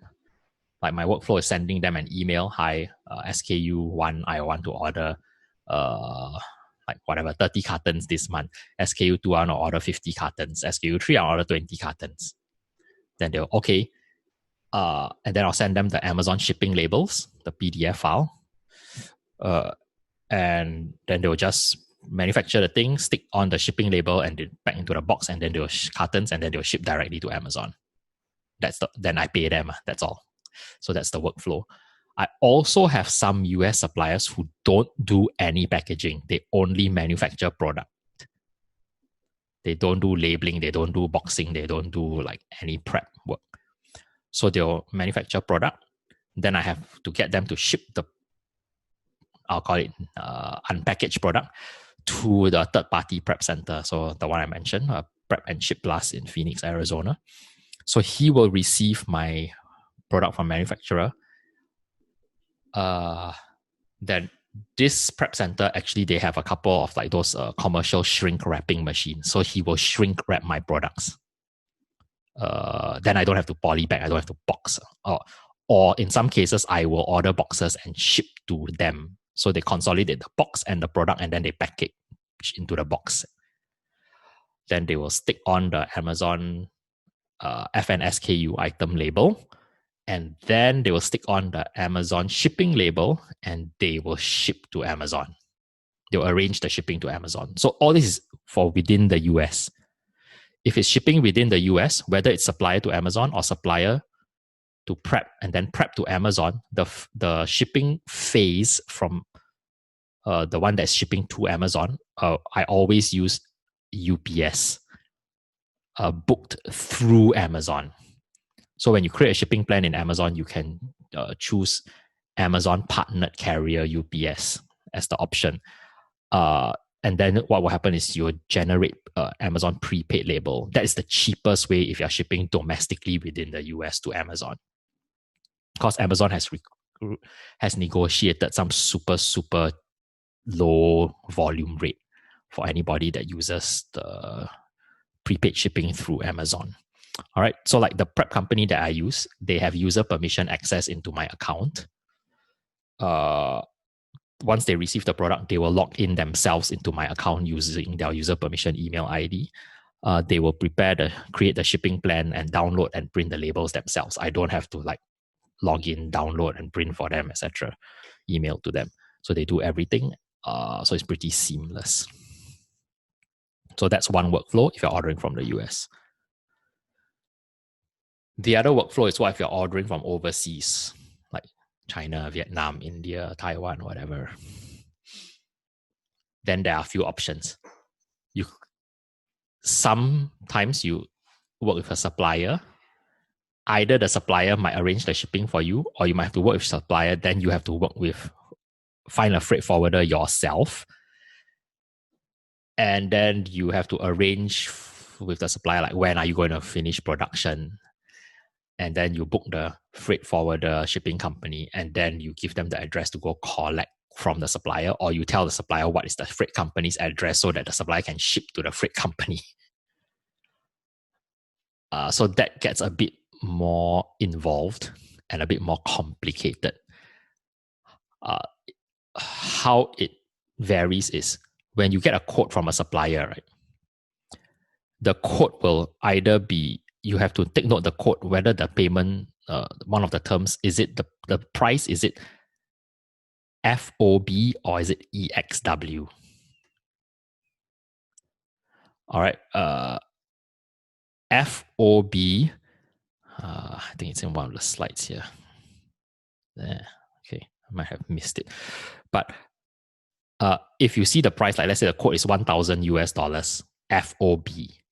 FOB stands for freight on board. Essentially, practically, it means that quotation includes the supplier will ship it via ground shipping to the freight company. So typically that would be ship it to the airport and load it on the plane, or ship it to the seaport where the ship is. If it's to an agent, it is shipping to the agent's office. So basically they'll cover the domestic shipping. That's FOB. If the price quoted to you is like US $1,000 EXW, that means X Works. X Works refers to the manufacturer finishes production and the product is at their factory. You have to come and collect it yourself, arrange for your own transport to collect it. Okay, so FOB is with domestic delivery. EXW is self-collect. So if your quotation is EXW, the shipping cost will be a bit more because you have to pay for the domestic shipping leg. All right, anyway, so that's one workflow. Work with supplier, contact shipping company, and try and sort it out to get it shipped to Amazon. Some people want to add like inspection company. So you order from supplier, then you hire a third-party inspection company such as Qima, QIMA, for example, or Richforth. These are two like more reliable inspection companies in China and India. So then the inspection company will check the goods before it is shipped. And then the third option here is the one that I generally use, especially for if it's China or India, is what I would use. I would contact sourcing agent deal with supplier, sourcing agent handle shipping. So my point of contact is the sourcing agent. Otherwise, trying to handle this yourself can be a nightmare, okay? I remember there was once I ordered from an India supply. I was ordering something from India.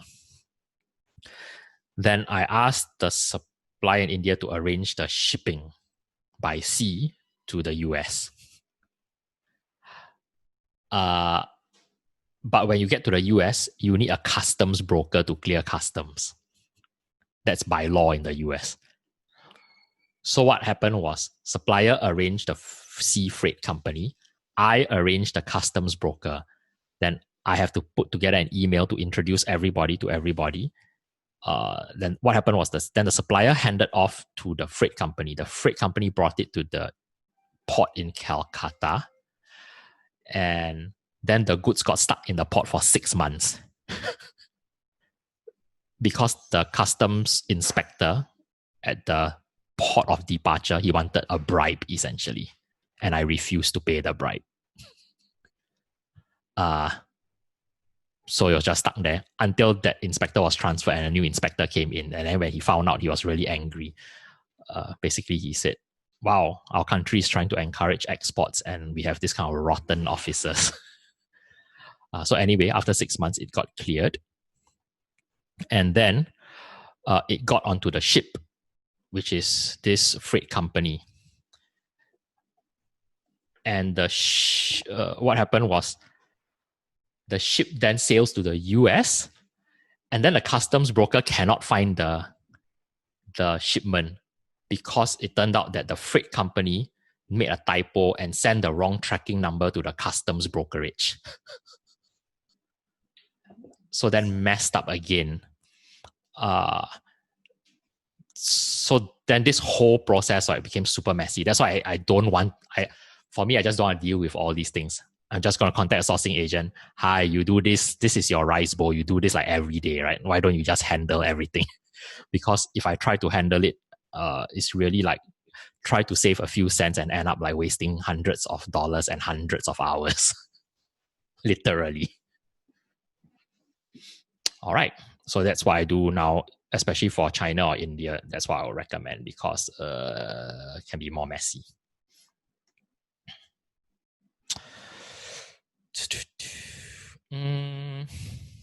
So when you're ordering, one thing that you want to keep in mind is check whether the supplier can provide packaging. So whether that be, can they put it in a box? Can they put it into a poly bag? If you put in a poly bag, do you want to put an insert, like print a piece of paper and insert between so that you can see your brand or some instruction sheet or whatever? Or do you want to print a sticker and stick on the outside of the box or on the outside of the poly bag? Yep. And if you're already going to print like some sticker to stick on the box or poly bag, right, then consider incorporating the Amazon product, the item label, the FN SKU as part of the sticker or insert design. So that's what I do for some of my products, right? It has my brand name, my product model name, and then I also download the FN SKU and I copy and paste it as part of within the sticker design with my brand and product details. So I kill two birds with one stone with one sticker. Then if the supplier cannot do any of these things, right? They don't do packaging, they then just have to find a way to do it. Either if it's an India or China sourcing agent can help with that, or if it's in the US, then you engage a US Amazon prep service.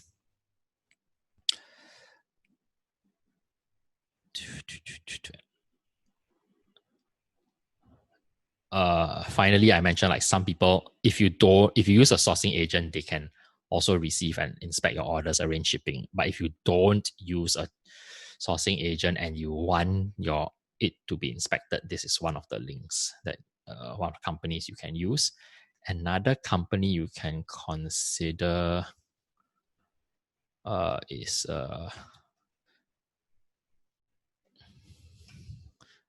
you can Google for this company named Tima, I think. All right, any questions about ordering? It's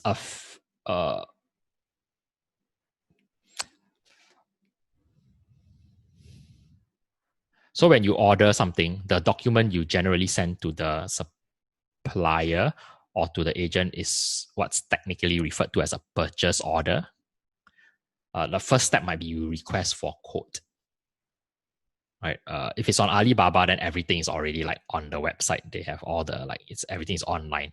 If you're using a sourcing agent, for me, I will prepare like a simple Excel sheet. I'll just put like what is the product, and then what quantities I want. How do I want it to be packed? I want this product. Packaging is a box or packaging in a poly bag, for example.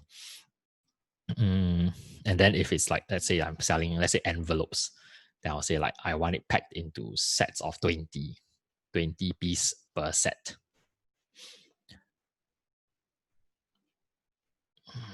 Where are we? All right. Any questions about ordering?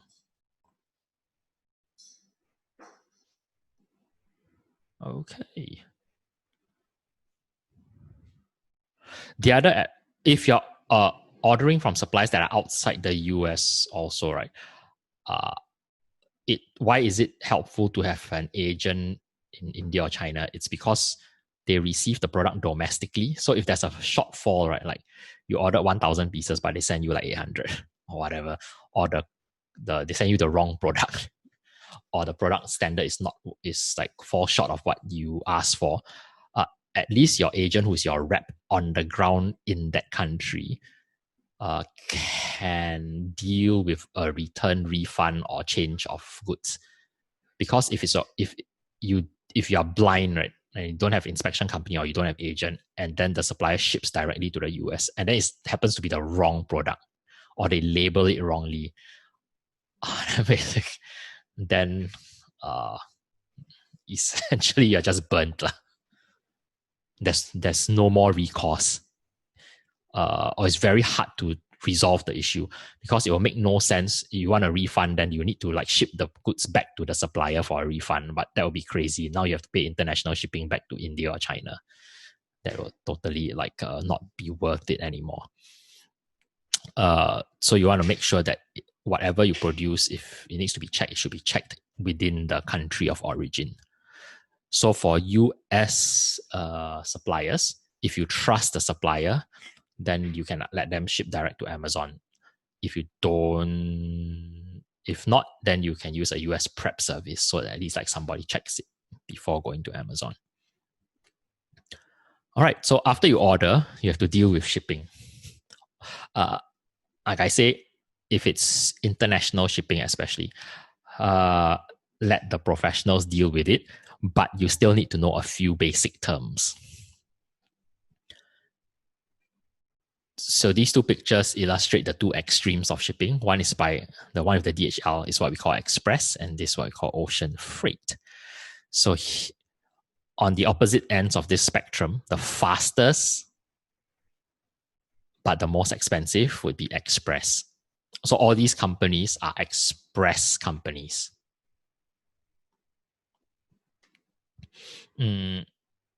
Typically, they take about a week or less door to door anywhere in the world. However, even right now, like I know DHL in some countries has even though once they load your shipment onto their plane, right, it will take 3 to 7 days to deliver door to door. But right now, DHL has an 11-day wait list. So it's 11 plus 3 to 7 days from some countries. It's because air freight is almost non-existent currently. So all the people who have been traditionally using air freight are now switching a lot to express. So the express waiting list is very, very long. Okay, so the second option is air freight, which is not something that you probably want to consider at the moment. I generally don't like air freight also. For me, I always choose either, if it's really small shipment, like 1 or 2 cartons, I always use express. And then if it's a larger order, I always use ocean freight. I hardly ever use air freight, like very rarely. When it comes to ocean freight, particularly out of China, there are 2 common terms used. One is called fast boat and one is called slow boat. Fast boat is essentially a hybrid of going by sea, but it uses one of these companies' ocean freight departments. So DHL, FedEx, UPS, they all actually have a freight department also. They're not just express courier company. So what happens with fast boat is it will sail directly from one of the ports in China, land at California, and hand off, for example, to UPS. So once UPS gets it, they put it on their truck and then it will deliver to Amazon. Slow boat is where everything is handled by the freight forwarding company. So generally it's the cheapest, but it takes forever. And the reason is because the ship might stop at several places, unload, load stuff. And then when it reaches the US, because it's not handing over to like a UPS or a DHL, what happens is it will unload, put into the port warehouse. Then they have to engage a private trucking company, like a truckie, to come and collect your stuff, load the stuff onto his truck. And then the truck will drive and drop off stuff at different places. So generally it takes like very, very long. I have found that for me, I would say at least for my China and Taiwan shipments, I always use fast boat. For the last 2 years, I've only used fast boat. I always opt for fast boat. When I first started, more like 2018 and earlier, right? I often would get Minden, for example, to quote me like how much. Like after I make an order, I'll say like, okay, can you check the price for me and get me how much is it if I use express? How much if I use air freight? How much if I use fast boat? How much if I use slow boat? And then Mike, the guy, will come back and says, okay, if you use air, it will be this. This is the total all-inclusive price for the quantity for this order. If it's fast boat, this is the price. If it's slow boat, this is the price. But slow boat, we will not know the customs duty until it reaches the US. Whereas Fastboat, because it hands over to like a UPS, they will already charge like prepaid collection, because UPS has power, will clear customs on your behalf. So I have found that in terms of the balance of cost effectiveness and price, Fastboat is the best option, or it's my preferred option. All right. And lastly here, honestly, you would only consider ocean freight if you are shipping about 2 pallets or more in terms of volume. So a standard pallet is 48 by 40 by 40 inches. Approximately 1.2 by 1 by 1 meter. So if you can imagine, it's something like a 1 meter cube. Okay, so if all your boxes stack up to that, that's equivalent to 1 pallet volume.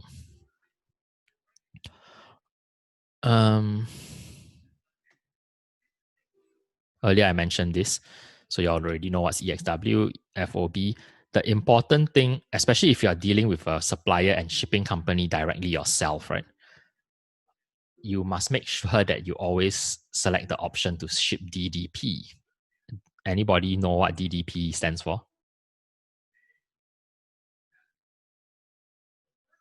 Okay, so DDU stands for Delivered Duty Unpaid. DDP is Delivered Duty Paid. If you're shipping anything to Amazon's FBA warehouses, you must always ship Delivered Duty Paid. That means it's the shipper, you pay any duties, not the recipient paying the duties. The reason why I say to take note of this, because I've been burned a couple of times before where I ship stuff myself. I literally like go to SingPost or DHL and I ask them to ship, and I arrange the shipment, but I did not specify the option that it must be DDP. What will happen is when it reaches Amazon, then Amazon will be asked to sign the customs form and pay any duty, right? Because the duty is not yet cleared or paid. But Amazon will not pay the duty because Amazon is not buying your stuff. It's actually your stuff storing with them. So it's not their stuff.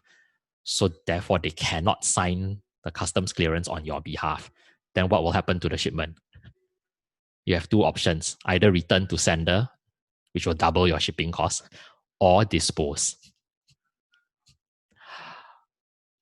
So please always make sure that everything is shipped DDP, especially if you're shipping yourself. Like, for example, previously I would sometimes like small, like a single carton, I might ship from Singapore, let's say to the US or UK, Amazon. Then you will once you create once you have a DHL account, right? Then you log into DHL's website. Then you book the shipping so that the guy will come to your house and collect your box. There will be a section where there are like 10 options with tick boxes. You must tick the DDP box. If you don't tick, then it will be default DDU, and they will ask the recipient to pay and sign the customs form, and Amazon will refuse to do it. All right. If you're using like a normal sourcing agent who's sensible and has done this before, they all will take care of this. They know all this already. If you're working with a freight forwarder for the first time, I would advise to specify that you want it to be DDP. So how do you practically do this then? Either if you were a sourcing agent, then it's all settled, or you can contact some freight forwarder. So besides this, actually, I'm going to add another one. There's one freight forwarder called Lucky. They also have a storage warehouse in California in the US. I have never used Lucky myself, but they are one of Amazon's officially endorsed service providers.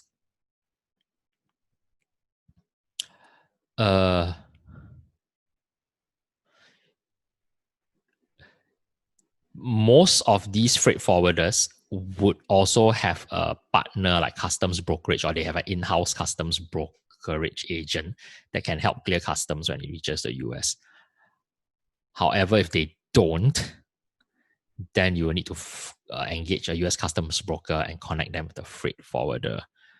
So a company that I have used and some of my clients use is this company called Western Overseas.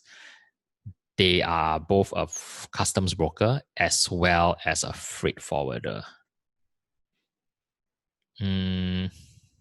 So the other one I had mentioned earlier was Sea Air. So you can search for them, Sea Air Global. Go to their website and then contact. You can also find the contact inside the Sourcing from India Facebook group. And then there's this other company called Unicargo. I have had people feedback to me that Unicargo is not very responsive. So yeah, I might caution against that. Whereas Sea Air, one of the directors, is very responsive and they are familiar with working with Amazon sellers. Western Overseas, they have a department that specializes in e-commerce. They even have an in-house FBA prep service. Previously, they were really very good. Like I had an account manager called Susan Park who was very, very good. She also knew everything about clearing customs and all the documentation requirements. But she has since left Western Overseas, and apparently the service level of whoever has taken over is not as high anymore.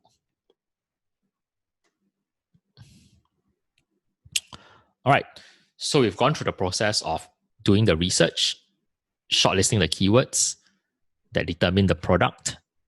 We create the listing. We source and get the ballpark estimates. We get the quotations. We are okay with the quotations, so we make an order and then we arrange the shipping. And then the shipping is arranged. And let's say the product is now on its way to the US. So at this stage is where you need to switch gear and prepare for the launch. And then after the launch, it's how do you increase the sales over time? So the big objective, okay, is to be able to rank and stay on page 1 for as many of your targeted search terms as possible. I mentioned again and again that you shortlist like 5 main keyword terms. So each term could be like 2-word, 3-word, 4-word phrase, right? So you want to have at least 5 of those, the primary ones, and then it would be good if you have at least another 5 more secondary keyword phrases. For some of my listings, I have like 20, 30, 40, 50 compiled keyword shortlists. Then as my listings start to sell, like one of my products, for example, I'm currently running ad campaigns targeting 2,600 different keywords. That's how I can get 2.7 million impressions.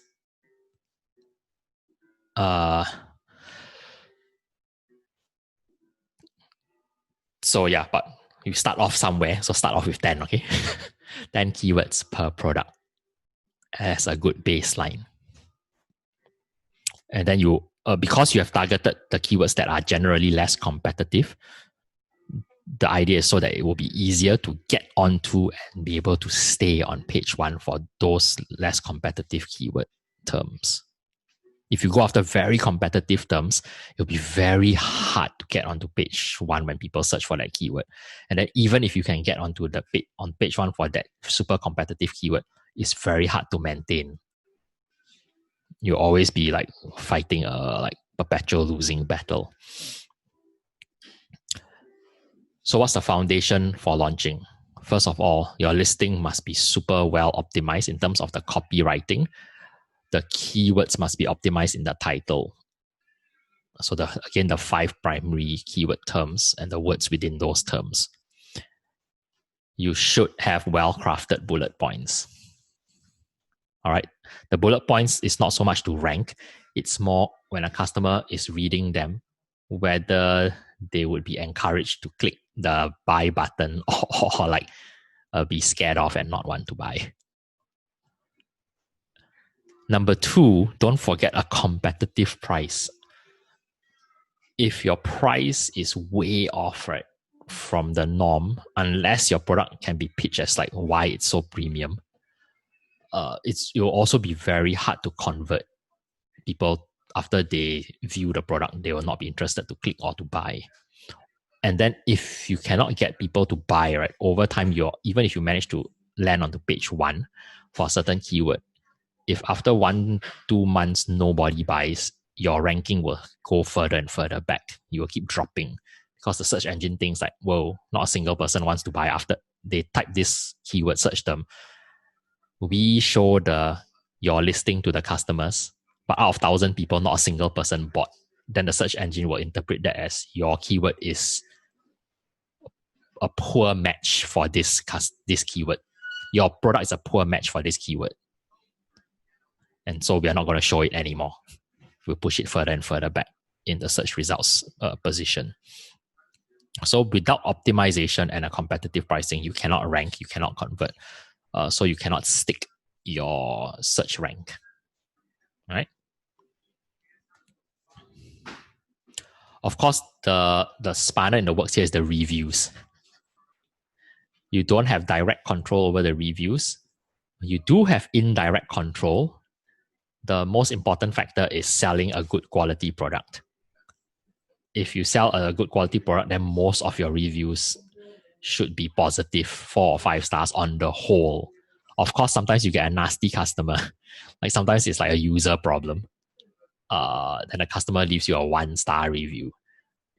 The problem is if out of your first 1, 2, or 3 reviews, you get a 1-star review, that will probably kill the listing. Once in a while, it does happen. Like I've had like previous batches, 1 or 2 people, they list their product and then the first review comes in is a 1-star. And essentially, I'll say that listing is dead in the water. Because if your first review is 1-star, nobody else will buy it. Chances are nobody else is going to buy. Nobody wants to buy a 1-star product. So you can't 100% prevent that because ultimately it's just whether you get a nasty buyer or not, or a regular person. But yep, you can minimize the problems by providing a good quality product. All right. Right. So how do you launch? I just want to briefly mention, I just coined these terms, like one is the fast and furious method and one is a slow and steady method. The fast and furious method is what a lot of the scammy gurus will pitch to people at the same time, like overnight millionaire kind of nonsense. The fast and furious method was where you order like a lot of a product, and then when your product is in stock at Amazon, they would go to sites like those coupon deal sites, and then they will offer a coupon code for their product, like at 99% off, or like buy their $50 product for $1. So then a lot of people will redeem the coupon and then they would go onto Amazon and apply coupon code and buy the product, right? At 99% off, like a lot of people would buy. In the old days, I would say pre-2016, Amazon algorithm was less mature. So it would see like, whoa, there's a huge spike. This product is super popular. So it will push the product up for all the keywords that it has inside the title, inside the bullet points, all that. It will push it to page 1 because the search engine was programmed to think like the more sales means the more popular. So if the product is popular, then we should push it more because then it will generate more sales, we earn more commission. But sometime in 2016, Amazon updated their search engine algorithm because they realized that this is what people were doing. And now if you try to do that, right, it can actually result in your listing being penalized. Like one of the guys from a previous batch, for example, he tried to do that and he was targeting one particular keyword. And he found that after he had run that kind of promo, from his initial position of 26 for the keyword, which is pretty okay, after he's pumped the sales, right? what happened was within the next week, his position went from 26 for the keyword to 200 plus. So Amazon basically kicked him further back in the search results ranking. If you're position 200 plus, nobody's going to find or buy your product anymore because like nobody's going to click like 10 pages, right? Whereas position 20 is either first or second page, you still will get quite a lot of impressions. So I do not encourage the fast and furious method in general. Sometimes it still works. I would say probably like 1 out of 10 times people don't get caught. But 9 out of 10 times it will not work. This is one of the reasons a lot of people get burnt by the scammy courses. So how do you do the slow and steady method? Slow and steady method focuses on the fundamentals. It's essentially what I've been talking about. Identify low competition keywords, optimize for them. And then the next step is once they are live, also create ads targeting the keywords. So I'm not going to go into this fast and furious.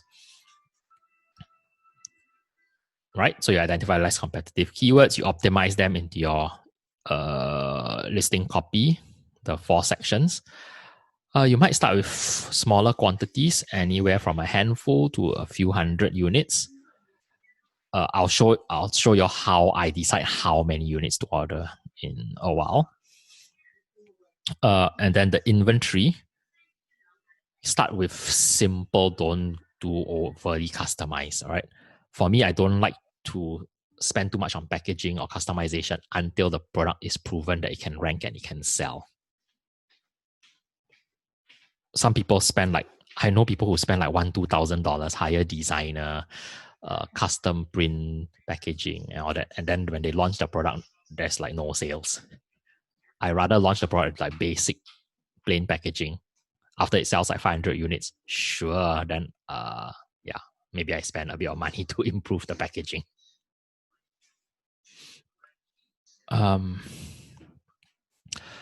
Then what you want to do is number 5, we haven't talked about yet, is to run Amazon sponsored ads, both for sales purposes, for ranking purposes, as well as to data mine, okay, depending on what ad type you run.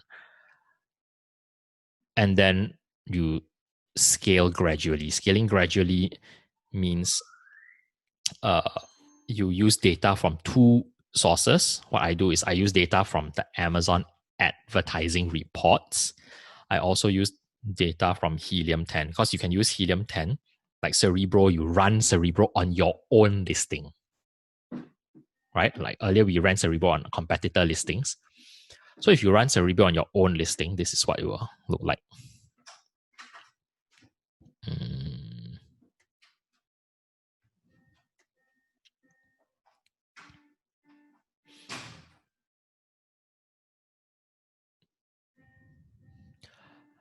I'm going to pull up the previous search that we ran. So every search that you ever run on Cerebro will be saved in the Helium 10 cloud.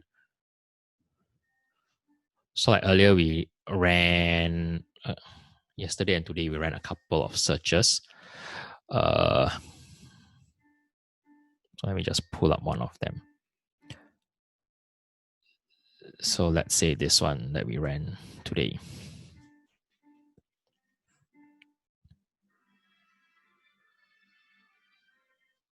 So imagine this was your product. So you copy and paste the ASIN and you hit search or get the keywords on Cerebro. And then Cerebro will come back and tell you like how many keywords your listing is indexed for. In this case, this particular ASIN or this particular product is indexed for 2,032 keywords. One column here in Cerebro is called organic rank. This is the useful column in Cerebro. What this is telling me is that when Cerebro searched adjustable right angle ruler, this listing came up number 1 position in the organic search results. When they searched this keyword, Irwin combination square 12, it also came up number 1. So it's coming up number 1 organic position for all these keywords. Cerebro will search until about 300 or 306 thereabouts, position 300 something. What I'm really interested is, you see all these. Wow, this particular tool, right? This particular tool, this one, this listing, the Irwin Tools Combination Square, is at organic position 1 of search results for a ton of keywords. Can you see? So this listing is definitely pulling in has a lot of impressions. Like every single person who search any of these keywords will definitely see them because they occupy position 1. Oh, this is actually quite surprising. It's very rare you see any listing that has 26 keywords where it's ranked at position 1. And then because it's sorting by ascending order, so from position 1 upwards, it's also ranked for many keywords at position 2. Can you see? So these are the keywords that are definitely the money-making keywords for this listing. That's how you interpret. It's because of 2 reasons. One is if you're at position 1, 2, 3, probably up to like position 12, 15, 16, thereabouts, you will be on page 1 definitely. Therefore, these are the keywords that are leading to your product listing being seen by potential customers. And then the fact that you can become position 1, 2, 3, especially the top 5, I would say, or top 10, it's not just that you are optimized for it. It's also because it's also another ranking factor, which is the sales attributed to keyword. Remember I explained that earlier? So when somebody type adjustable right angle ruler, maybe initially this listing was position 20, let's say. But let's say the 16 people last month, they type adjustable right angle ruler. Out of the 16, let's say like 5 people ended up buying this particular product. So now the search engine knows, wow, 5 out of 16, that's ridiculously high, almost 30% of the people who search adjustable right angle ruler ended up buying this listing. Therefore, this listing must be super, super relevant to this search term. So then the search engine will start to push this listing up in the search results when the next people search for adjustable right angle ruler. So the more times you have a sale that is attributed to the keyword phrase, the higher and higher you will climb for that keyword in the organic search results rank. And to be able to be number 1, it means that you probably have converted very well for that as well, to be able to get number 1 position. So this is a very useful list. Like you run Cerebro on your own listing, you probably won't, especially if you're just launching, you probably won't be at position 1. If you sort here, right, by lowest to highest, you click to sort up and down, ascending, descending. You see like your first one, you're position 26 from day 1. Then second one, you're position 50. Then you're position like 72, etc. But at least then you know you're starting to be indexed for certain keywords. And then what you want to do is identify which of the keywords, like for example, this one search volume 16, I'm thinking like it's not a very critical keyword, not very important keyword. Whereas this one, look, combination square, the search volume is 8,614. That's very, very big search volume. These two are also significant search volume.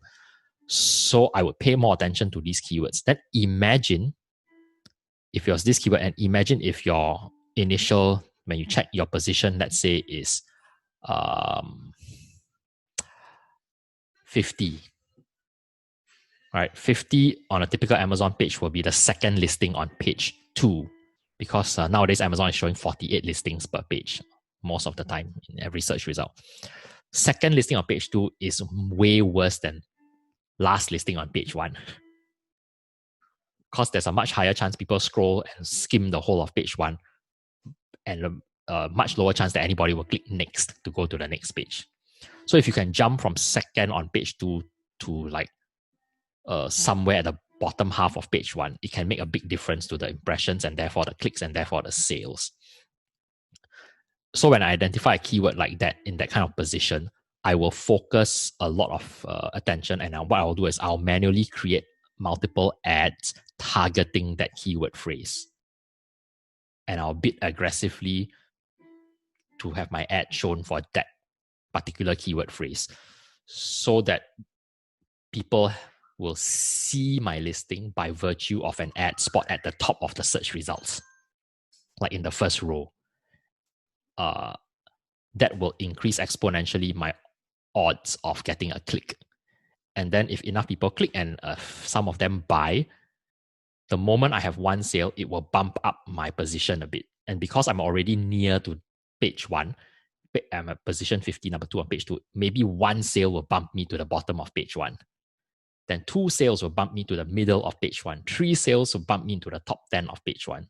So that's the strategy as you go forward. Okay, I see some of y'all nodding, so y'all get it.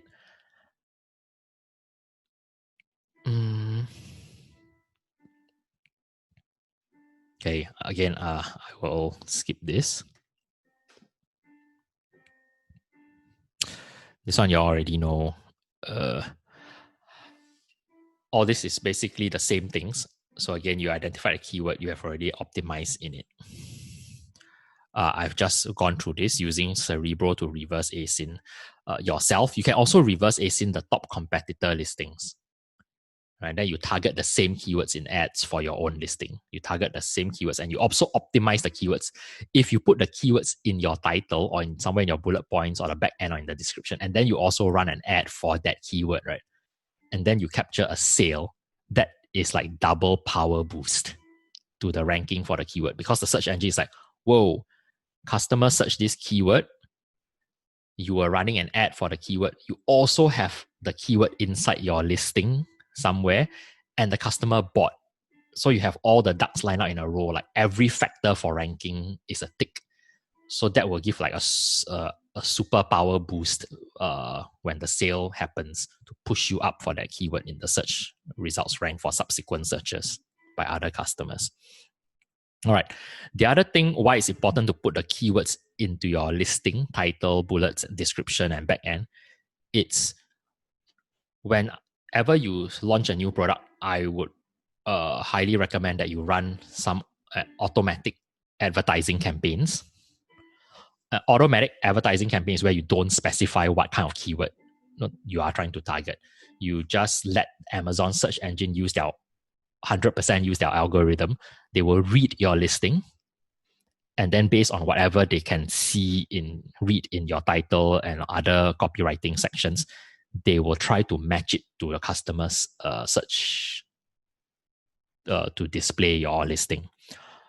All right. So in other words, if you don't identify the correct keywords and you don't put them into your listing, then the Amazon search engine for the ads will have nothing to work with. Or if you put bad keywords, wrong keywords, then it will have bad, like it will be working, it will be like off track. So that's why it's very important. The foundation for everything is the keywords. If you identify the right keywords, your ads will be more effective. Your organic rank will be better.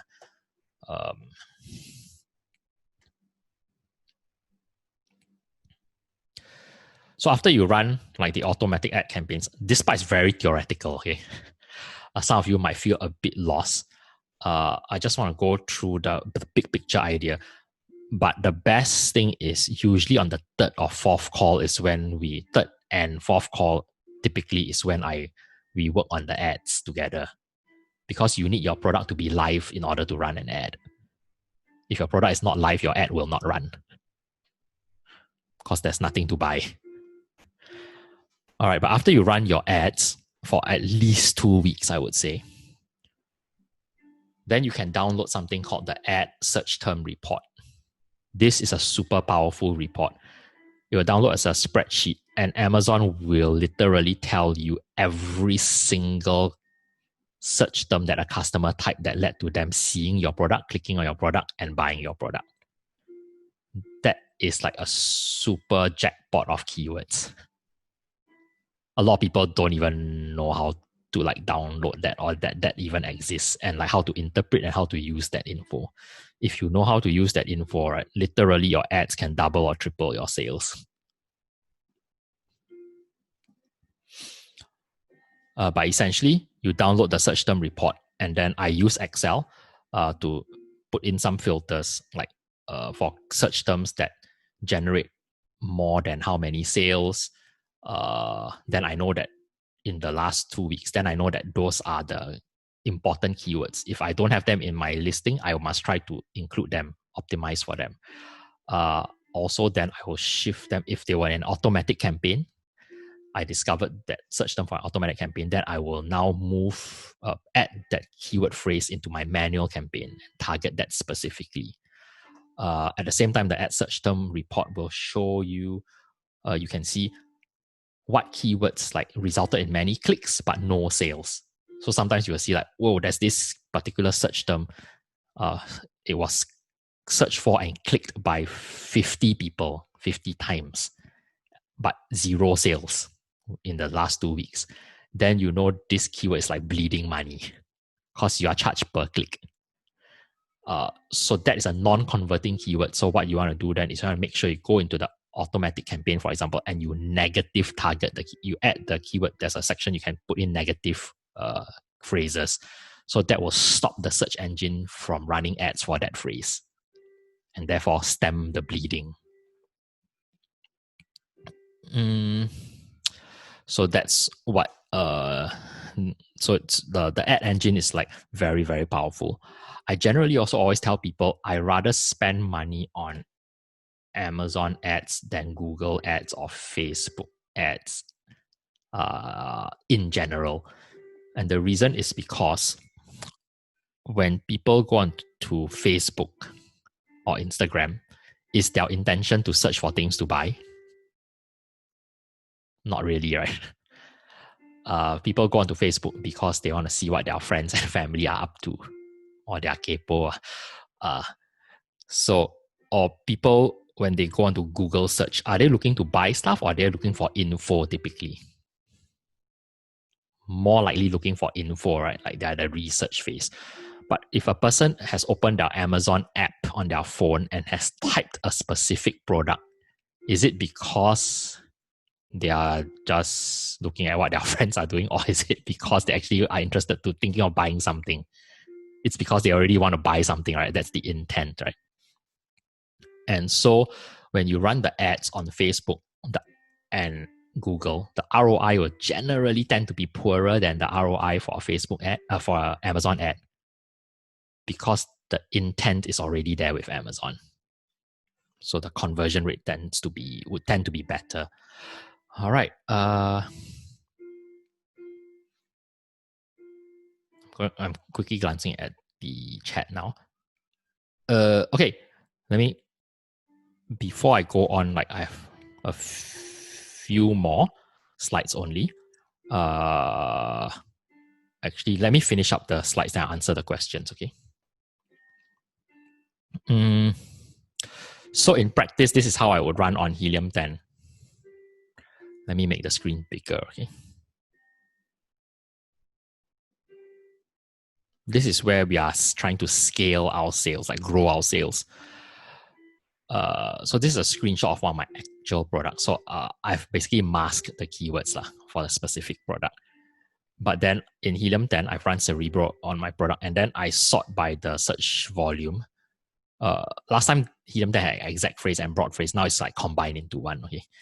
But the principle is the same.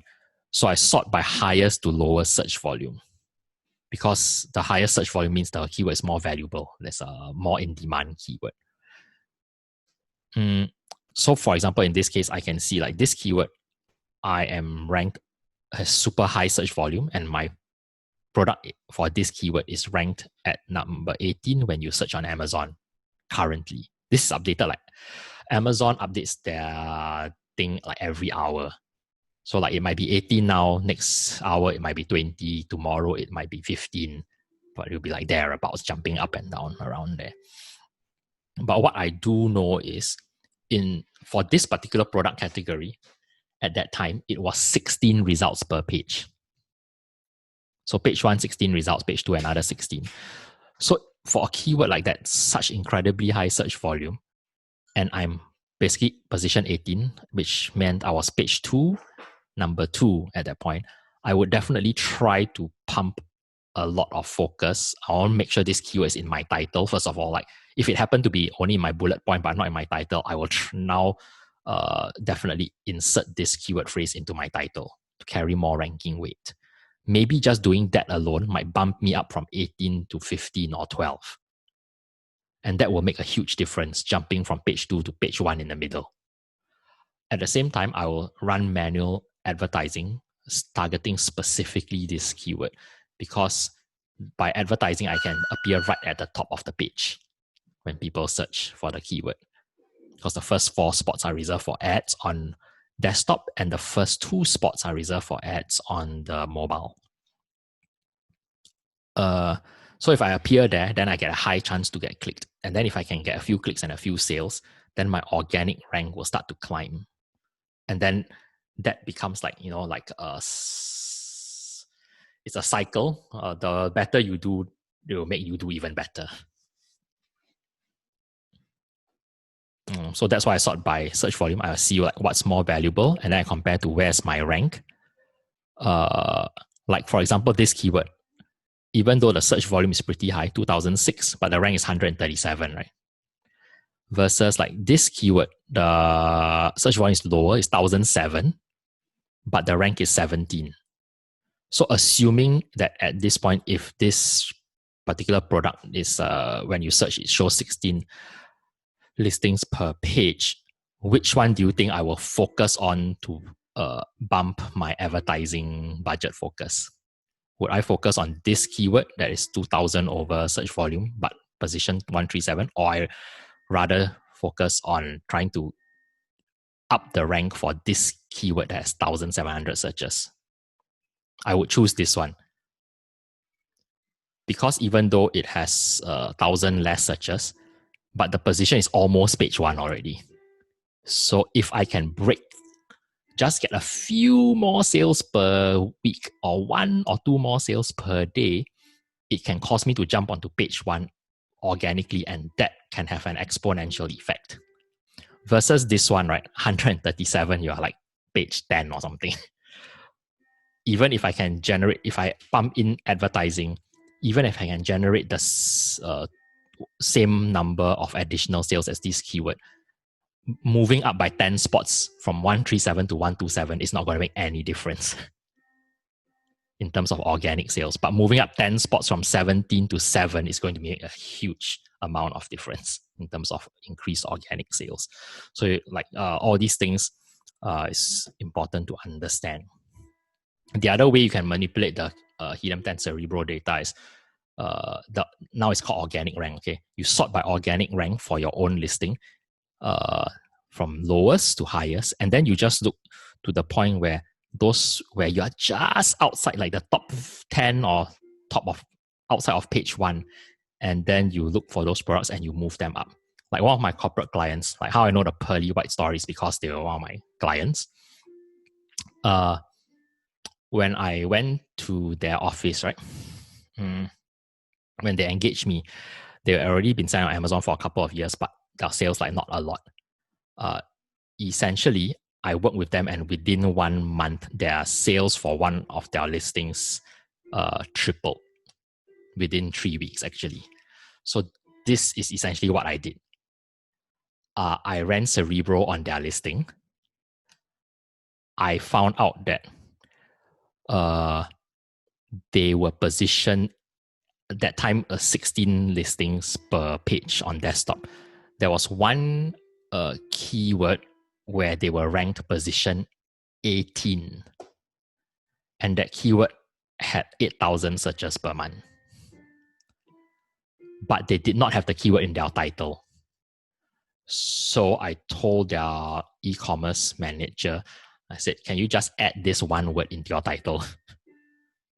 So they did that, and literally that one change tripled their sales within 3 weeks. So that's how important like doing this keyword research is. imagine if you can do that with one keyword. If like you can have 10 such keywords, the effect like is quite big. Alrighty.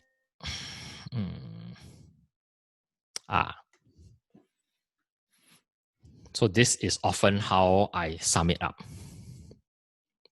So step one, you need to get the impressions. You get the more keywords you have, the more potential impressions you can have. Every single keyword is like you open another shop in another mall, in another estate. Because like for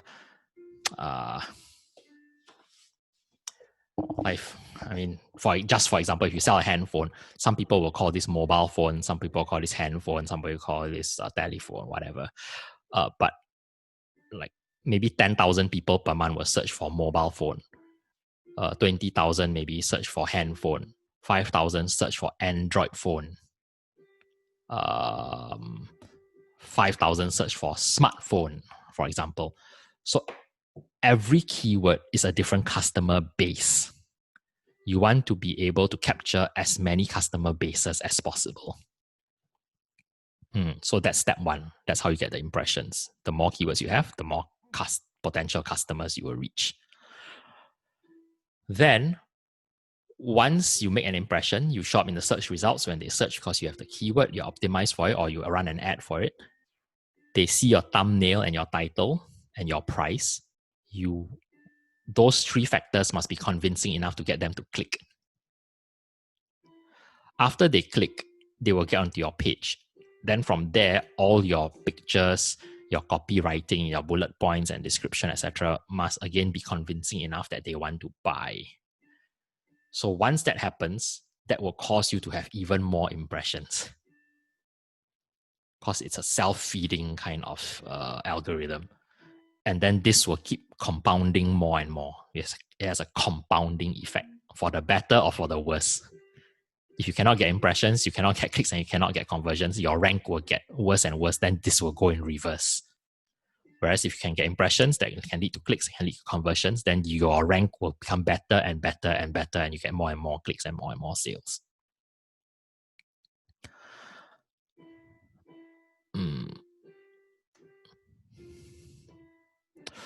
Okay, this particular link, I did a 22-minute YouTube video. It was an unrehearsed thing. I basically sat down and I had not prepared any product in mind, but I wanted to demonstrate to people that you can just start researching and find a product in literally minutes. Okay, so I won't go through it now because it's already recorded, so you can watch it at your own time. It's about 20 minutes. Essentially, I started with searching. I chanced upon one potential product idea. Within 20 minutes, I already find potential suppliers. I find out the cost price estimate. And the end result is that single product idea potentially can have 30 different listings, because that single product can have multiple quantities per set and multiple designs, shapes, and multiple colors.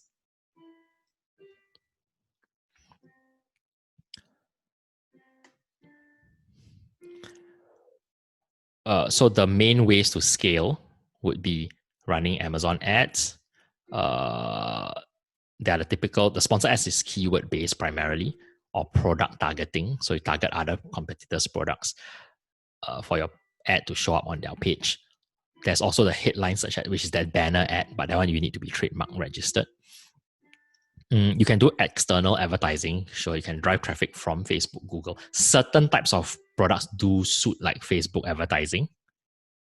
Like if you do a short 10-second video that keeps looping, it might work for like Facebook or Instagram. I do know people who have done very well with influencers. Like one guy I've met personally, he was running his own cafe and he was going to close down because like cafe business is like very tough, F&B. But they also happened to roast their own coffee. So what he did was he actually contacted 400 influencers that have to do with like food, coffee, that kind of thing, lifestyle, cafe, that kind of thing. And then he sent them each one pack of his coffee, like one bag of the coffee. Out of the 400 or so that he reached out to, only about 20 of them responded and posted something. So some of them are Instagrammers, some are YouTubers, some at that time no TikTok. Some of them like Facebook, some of them like have a website that does food reviews and all that. So they featured his coffee. And he essentially went from like 4,000 per month kind of situation, which was like not sustainable to run an actual cafe, to he was doing like when some of these influencers posted, right, he got like $4,000 of orders in like 1 hour. So influencer marketing can be quite powerful, but it does take like effort. You do have to reach out to the appropriate niche kind of influencer, and your product also must be something that the influencer wants to promote. Like it must be those kind of influencer appropriate product type. So if you happen to end up selecting a product that fits that kind of profile, then that's one possible option. Many influencers, of course, do require some remuneration. The smaller influencers, like with 10,000 followers, for example, maybe like you pay them $50, they will feature something for you. Or some of them like might, especially those starting out kind with like maybe 5,000 followers, that maybe they'll do it for free as long as you give them the product for free to like one product to try. Then they'll do like unboxing or whatever. Then the very influential ones, of course, will cost potentially a lot. All right, the other channels that you can sell your stuff not just on Amazon. So like I cross-list all my Amazon stuff on eBay. Because I've already like taken the pictures, I've already written the copywriting. So it's an issue of just opening an eBay account and copy and paste, right? And create a listing. Because FBA, the good thing is FBA doesn't just fulfill orders from Amazon. They can fulfill orders from any channel.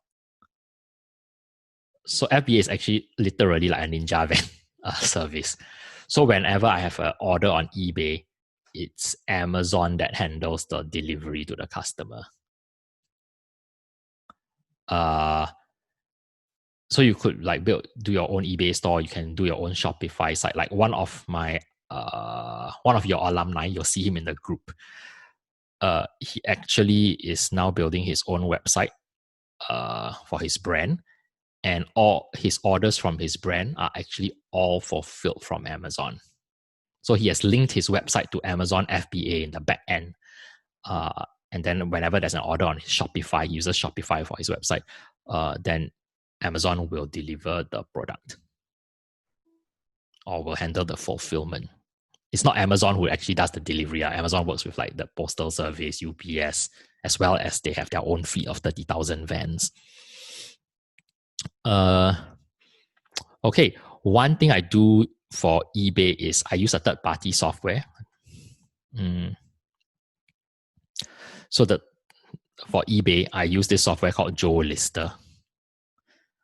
JoeLister is basically a cloud service where it can sync Amazon FBA to eBay, and last month they added Shopify as well. So basically it links in the back end your inventory, and it can also clone your listing from Amazon onto eBay. So you don't even have to like copy and paste or type the thing. It will just automatically populate your eBay account with your Amazon listings. And then whenever an order on eBay comes in, it will automatically trigger Amazon to ship the product.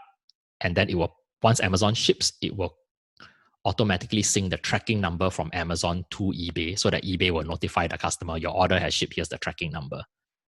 So if I don't, I still can sell on eBay and use Amazon to fulfill without using JoeLister, but then I have to do all those things manually. Like every time there's an eBay order, right, I have to log into eBay, go into the manage orders, and then I have to copy the customer's name, copy their address, then go onto Amazon, create a fulfillment order, and then copy and paste the shipping address, and then pay for the shipping. And then 1 or 2 days later, after Amazon has packed the thing and has shipped the thing, Amazon send me an email, say, it is shipped. Then I have to log in, copy the tracking number, log into eBay and paste the tracking number. So it's very tedious, especially if you have quite a lot of orders. For me, I just I use JoeLister, which costs $29 a month, which saves me all the hassle. So these are just some hacks. All right, so I already covered JoeLister. The other one is this USA import data website. I was speaking at Amazon conference in the US one of the years, and then one of the attendees came up to me and said, wow, my airfare and hotel and the conference fee is more than worth it just because you shared this one thing. USA import data is basically an publicly available website with the data of every shipment that is imported into the US. So every shipment that comes into the US, right, the record is stored in USA import data, and it shows who's the shipper, who's the recipient, what's the shipping company. Why is this so powerful? Because you can see who are the suppliers for some of the products. Like, imagine if you can find out who's the one supplying Walmart the whatever product that you're also looking to sell. You can literally say, oh, that was the shipper from China. I have used this personally. Like in the past, I was ordering wholesale B2B from a US wholesaler, but I know the US wholesaler is a middleman. I know that they are getting their products made like not in the US. It's like from China or Taiwan or Vietnam. So I put the US wholesale company's name in and search in the US import data website. Then I can see all the shipments that they have received. And then I'm able to see who are the people who ship to them, the shipper. Then from there, I can do my investigation. Then I contact the shipper, say, hi, do you do this product? Then they said yes. Then I said, can you send me a sample? Then when they send me a sample, like, whoa, it's the exact same thing that I've been buying. So I have actually 2 products like that where I used to buy at $6 something from the US supplier. Now I purchase it at $3.10 from the factory. So my product cost is half. Because of being able to data mine from here. Next one is this 1688. Again, the YouTube video that I shared earlier here. I do show, after I shortlist the products based on the research, then I go search for a product. I show a comparison between Alibaba Global Sources and 1688 and how the pricing can be quite significantly lower on 1688 for the same thing. All right, so that's another tip. Number 4, not so relevant to you all yet, but if like you start selling the product and it sells well and you happen to run out of stock and you cannot restock in time, one thing I wouldn't say this is 100% true, but some sellers believe that if you close the listing, it is easier to regain the search results rank when you come back into stock, because they believe that the sales velocity is one of the ranking factors. I have not found that to be, I can't say that that really is true. I haven't seen that it actually makes any difference for my own listings when I run out of stock. But then again, because my listings generally, I go after very low competition. So if I run out of stock, whatever, there's very low, few people selling anyway.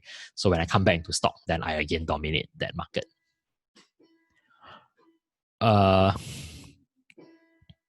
Yep. And the last one, drive traffic. I've already mentioned that. All right. So that is all the slides. We do have a bit of time. I'm actually happy that we finished quite fast because I want to take questions, and I also want to try to do actual product research and see whether within the next 1 hour or so, we can actually come up with one or more potential product ideas and possibly even like they get the ballpark price to see whether it makes sense. And part of the reason for doing that is to show you how it's actually done, and also that it is real, it can actually be done. All right, but let me answer the questions here first, a few in the chat. Ning asks, any maximum duration for goods to be stored in Amazon warehouse? There is no maximum, but if your goods are left in the warehouse for more than 365 days, Amazon will impose a long-term storage fee. The long-term storage fee is very high. It's, I think, about $22 per cubic foot. One time, like long-term fee per 365 days. The idea is Amazon does not want you to use their warehouse as your storeroom. It is meant for goods that are moving, not just to store and take up space. Next one. Celestine asks, how to get a good rating or review when we are first-time seller? Okay, there are two things people often get confused. One is called feedback rating and one is called review rating. Customers can leave either feedback or review. Review is a product review. It appears on the product page. Feedback is the rating of the seller. Like, did you deliver on time? Is your customer service good or not? All right. So seller feedback rating will affect your overall account health. Product review rating will affect that specific product social proof. So when you first start selling, everybody starts at zero. You have zero seller feedback, and any product that you launch from scratch, like next month I will have a new listing. It will also start with zero reviews. Then how do you start to get reviews? Number one, foundationally, the fundamental is sell a good quality product, so that when you do get reviews, hopefully it's mostly positive rather than mostly negative. Number two, you can enroll in what Amazon calls the early reviewer program. Again, we will cross the bridge when we get to it. But once your product is live and you start making sales, there's stock, right? Then you can enroll in Amazon's early reviewer program. This is where Amazon will then reach out to customers and offer them an Amazon gift card, so an Amazon voucher, in other words, if they leave an honest review about their purchase of your product. So Amazon will contact customers until they help you get the first 5 reviews. So once you have the first 5 reviews, at least you have a good base of reviews. Like you have some social proof. Is there a cost? Yes, it's $60 net to enroll in the program. It's not $60 per review, okay? It's $60 per listing that you enroll. So then Amazon will keep reaching out for 1 year or until they get 5 reviews, whichever happens first. And why do you need to pay $60? It's because Amazon uses the money to give them a gift card. So that's the legit way for incentivized reviews. In the past, there's a lot of third-party companies, again, that do incentivized review groups. That is actually officially against Amazon policy now. So Amazon's early review program is the only like officially legit way to get paid reviews, so to speak. The other way is right now, Helium 10 earlier this month just launched this new Chrome extension. I believe it's free. It's called the Helium 10 Seller Assistant. You all know how to install Chrome extensions, right? Basically, just Google for it and then click Add to Chrome. All right, so the Helium 10 Seller Assistant is this tool to request for reviews automatically. This is within Amazon terms of service. What happens is, because Amazon actually for every order that you make, there will when you start selling, you click on your orders. Amazon will show like the pending orders, the orders that have shipped out, the orders that have been delivered. And then next to each order, there will be a button that says request review. So if you click that, then Amazon will shoot like automatic email, say, hi, thank you for your purchase. Please leave a review, essentially. Then with the link for the customer to easily click from the email and then open the page and then write a review and put the stars. So this can increase the rate of reviews because sometimes if you don't ask, customers also can't be bothered. But if you prod them a bit, some people will leave a review. I have seen some sellers have said that ever since they used this feature, their review rate has doubled or tripled. Typically, I don't want to get your hopes up, okay? But I like to be realistic. A realistic review rate is 1% to 2% of people who buy will leave a review. So if you make 100 sales, you can expect 1 or 2 reviews. That is normally. With the early reviewer program, because Amazon offers a gift card, so sometimes more people will leave a review. I've experienced myself, because every listing I launch, I always use the early reviewer program to try to get the first 5 reviews as soon as possible. But your mileage may vary. Sometimes within the first 1 or 2 weeks, after you sell a few units, within 1 or 2 weeks, you already have like 2-3 reviews. That's really fast. I've also encountered where I've sold 300 units. It's on the early reviewer program. After 1 month, I still don't have a single review. Because it just happens that the 300 people who bought are lazy and can't be bothered to leave a review. So like I buy stuff from Q10 or Lazada, like I think 99% of the time I also don't leave a review. I just like delete troublesome email, stop bugging me. Yeah, that's just the way it is. Next one, what is the ideal budget to start running ads for beginner?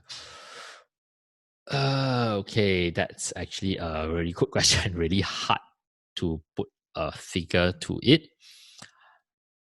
I would say a realistic starting budget per listing. If you can afford it, my ideal would be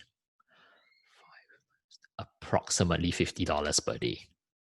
$50 to $60 per day. Which is why it's also important that your product have sufficient margin. If your product makes $1 or $2 profit per day, you have to sell a lot. Then you don't have much buffer for ad budget. Whereas if your product, let's say, makes $5 or $10 or $20 profit per sale, then it's easy to have $50 per day ad budget because all you need to do is like sell a handful of products. You already cover your ad costs. Then everything else is profit. If you have a more limited budget, then you can run fewer ads. Then I would say it would be good if you can do at least like $10 per day. Yep.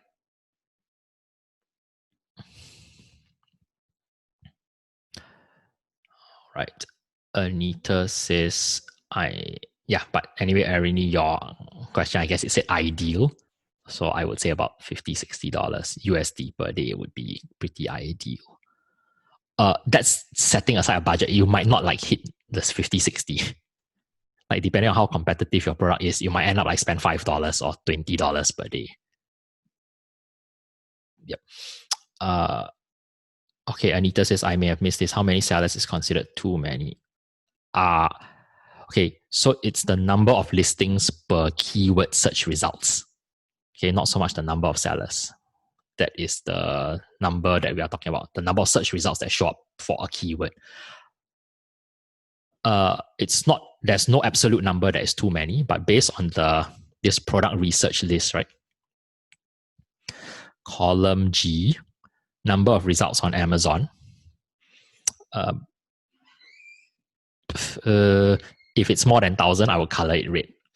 So that's generally like a lot. If it's less than 500, then I consider it relatively low. But again, I would say never take this in isolation. I have encountered cases where this might be like 10,000. But then when I look at the number of relevant or number that are irrelevant, literally half the page is irrelevant. And then when I look at those with matching keywords, wow, like out of the top 10, like 3 of them don't even have the major keywords that I'm searching for in their title. So even though there are a lot that are indexed, but on page 1, they are mostly irrelevant and or they are not well optimized. Not having the matching keywords means they are not not optimized optimally for that keyword. So if I optimize optimally for the keyword, okay, let me try to explain this more simply. Imagine I search for Asian spider strainer. Then 10,000 results come out. But on page 1, there are, let's say, 3 listings in the top 10 which only have the word strainer. They are missing the word Asian. Or they are missing the word spider. Then I'm perfectly happy. I don't care that it's 10,000 because half of them are not even like Asian strainers or they are not spider strainers. For those of you who don't know what is an Asian spider strainer, it's that ladle where, you know, if you fry youtiao, yu zha kui, that thing. Then it doesn't matter how many are indexed because they might be random strainer, like those Western strainer for like, I don't know, cheese, cloth or something.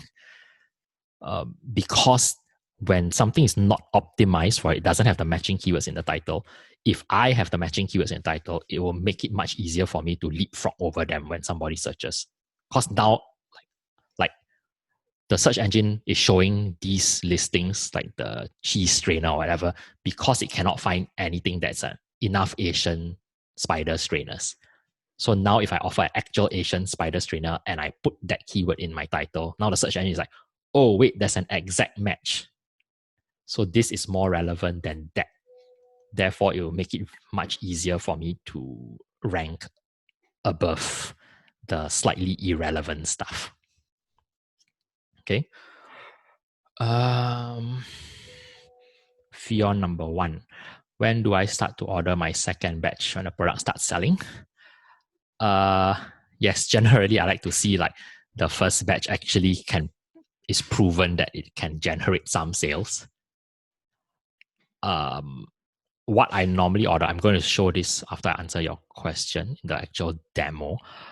So if I am able to estimate the velocity, let's say is 300 units per month, right? Then that's like 10 units per day. That was my estimate based on my analysis. So let's say I ordered 300 units initially. And then when it starts selling, it could be better, worse, or around, like right on the money. So let's say it ended up worse. First week, I sell like average like 2 a day. So that works out to be like, if I extrapolate, then it will be 60 per month. Then I start running ads. And then in my second week, I start to climb some of the rankings. So now second week, I start to average like 3 or 4 units per day. Now with 2 weeks data, that's a better data set than just 1 week. I can estimate like, okay, let's say conservative, I can sell average 3 units per day. So in a month, that would be 90 units, roughly. Then I have to project, am I going to spend more on advertising? If I'm going to become more aggressive on advertising, then maybe I will sell more than 3 units per day. Or am I going to maintain? I don't have budget for more advertising at the moment. I can only maintain this $10 a day advertising. So then I will continue at $90 units per month, plus minus. Then because I have 300 units, right? Then I know that by the 4th month, I'll be out of stock. And then you need to know what is your production lead time. If my production lead time is 4 weeks and my fast boat shipping lead time is also 4 weeks, so I have 2 months. That means if right now, let's say, so I need to order 3 months before I run out of stock. so that I will be in stock when the third month ends. And as I'm running out of stock, then the new stock comes in. So you basically have to look at the numbers, which will vary from product to product, and then make an estimation. As it starts to sell, I think as it starts to sell, then you can look at on a weekly basis roughly how many you're selling per week. And then you can make a more sensible kind of estimate based on some info. All right. Number 2, what questions do you usually ask when you interview the sourcing agent? Okay. How I found out my first sourcing agent was actually I went to Upwork. Upwork is like Fiverr, but usually the quality is higher. Then I searched for, at that point I wanted to source from China. So I searched in Upwork, Amazon China sourcing agent for Amazon. Then like 100 or 200 results came out, right? And then I sorted by like rating. So I only shortlist those that 4.8 stars and above. I don't want those with like 2-star review. So after I filtered by star rating, then I read their resume. Basically, they will write like what they do. And then based on what they write, I shortlisted 5 that I thought were good, the best. And then I sent them a private message through the Upwork messaging system. And I set a video interview time. And then during the video interview, I asked them where they are based, what are their fees. I asked them, are they familiar with sourcing for Amazon and Amazon like prep, labeling, packaging requirements. I asked them, do they have a warehouse? Can they receive the stock to their address if I need them to package or bundle things and label things? And then I asked, can they arrange shipping directly to Amazon? So why I do all that and why do I want to do video, right? Because actually, based on my initial shortlist of 5, there was this one guy who wrote like his resume looked the best. And then when I did the video interview, I could see the background that he is probably living in a student hostel room. So when I asked him, then he said, he's a university student and he's actually inside his dorm. So then I said, oh, so if I order stuff, do you have a warehouse? Because I actually needed, at that point, I wanted an agent who can order, because I was going to create like a party set. So I was going to expand my like grass skirt thing to include like hula, flower, garland, head thing and all that. So I need to order from like 3 different suppliers, and then I need the agent to consolidate and bundle together into one package. So I said, okay, I need to order from like 3 suppliers and send to you and then package together. Are you able to do that? I said, oh, sorry, I cannot do that because I just live in the student hostel. I cannot take delivery of like stock here. Then I said, thank you very much. Bye. Yeah. Then after that, I interviewed a couple. Then a couple of the agents, they did have their own warehouse space. And they could do that. And when you talk to them, I speak to them in English, by the way. So especially for some of you who are not Mandarin speakers, if you're doing China, right? For India, all the agents will speak English anyway. But I wanted to speak in English on purpose because for me, it's quite hard if I have to communicate pure Chinese. Like some specification. I don't know how to say velvet in Chinese or something like that. So like I don't know how to say like MOQ in Chinese or like what's production lead time, all these terms. Like I can order food, but I cannot say all these things.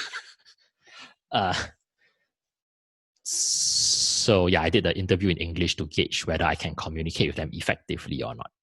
And also by their replies, you'll be able to tell whether they know what they're doing. So when they said, like I said, so are you familiar with Amazon packaging requirements? Then they said, oh yes, no problem, we can put it into a poly bag and we can apply the Amazon FN SKU label. If they can say that, that means they know what they're doing. Then I say like, what about shipping? Then like, that's how I knew, like the agent said, oh yeah, we do like 50,000 tons per annum from Shenzhen to Amazon. So we will ship for you DDP.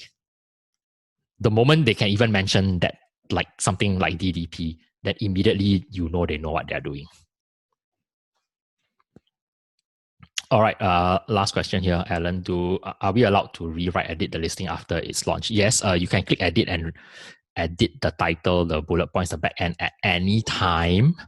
The problem is the Amazon bot reserves the right to assess whether it thinks your edit is better or worse than the whatever is the current info.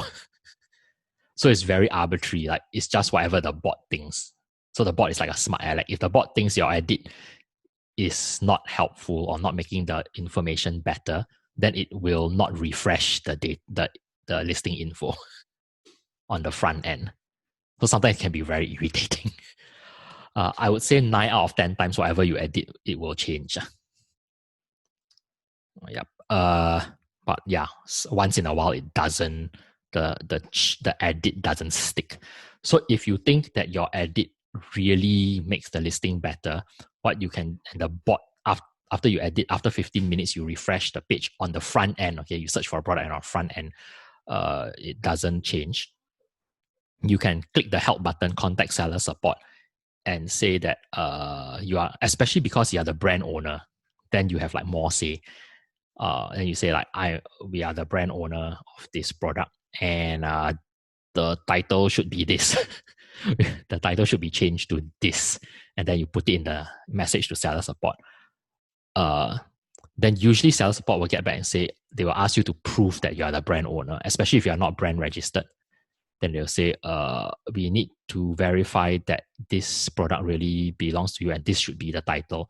Usually what they'll ask for is to see a website. Typically. So what some of the previous batches they have done is a lot of them just open a free like Wix or Weebly kind of website. You know, like a one-page website. Then they just put the picture of their product and then they register the URL as their brandname.com, right? And then they put the picture of the product and then you put the title there. I just edit in Wix or Weebly, just drag and drop. And you type the title that you want or you type the description that you want. And then you just give the link to the Amazon support. And so when they go to the page and say, yeah, this is the actual brand page because it's the brandname.com. And then the product picture is there, the product title is there, product description is there, the bullet points are also there. And yes, so that verifies that you are this is the legit brand product and this is what the title should be if you want to edit it. Okay, so Wix website typically can be set up in like 10 minutes.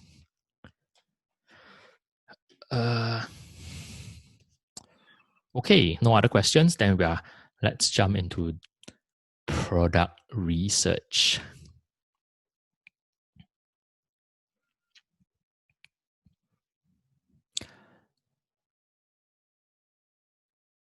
I'm going to we have a bit of time, so I'm going to do try to do. Let's start with using black box first.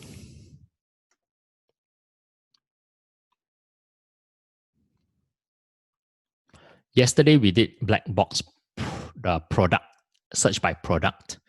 So today I'm going to do search by keyword. All right, so I'm going to click here.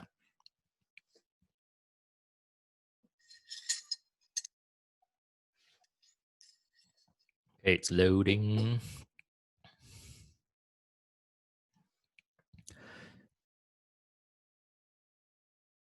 So what's the difference between searching by product and searching by keyword? This one is search for products that meet the criteria. This one is search by product. This one is search by the products that meet criteria. This is search the keywords that meet the criteria. So let's say we want keywords which have a search volume of minimum 500. And that generate, let's say, minimum review, let's say, let's just do 4,000, let's say. You can always plus minus and then just run the search again. Again, I'm like to do lower review count generally. Let's do 3.7 again. And I'm going to put 2. You can just leave it as 0 if you want to. I'm putting 2 because sometimes like single keyword is like very random, like ball. Like ball could be like anything, or like blue. Like a keyword blue is like completely useless. Could be a blue anything. So, but once you have 2 words, generally at least it will be like a blue something. Again, let me filter by category because I only want to select things that I think I might be able to source and sell.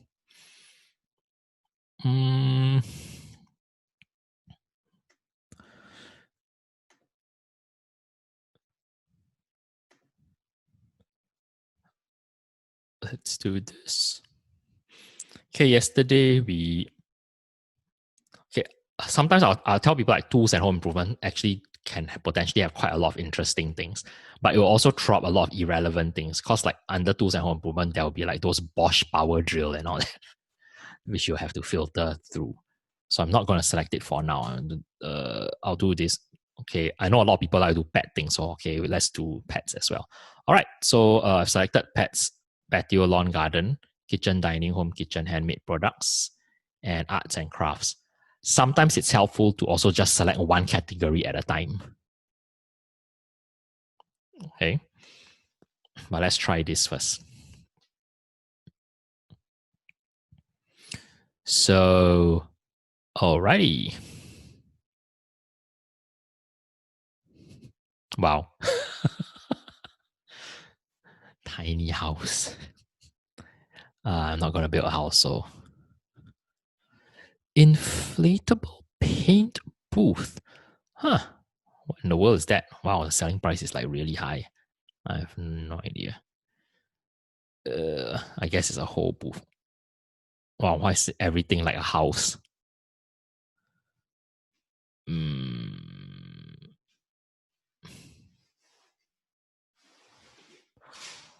What in the world is a good trouble mask? John Lewis. I have no.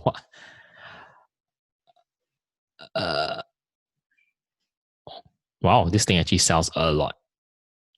I'm wondering whether it's too competitive, but the star rating is like really bad. So I'm just gonna click. Cause like this looks like a doable gadget possibly.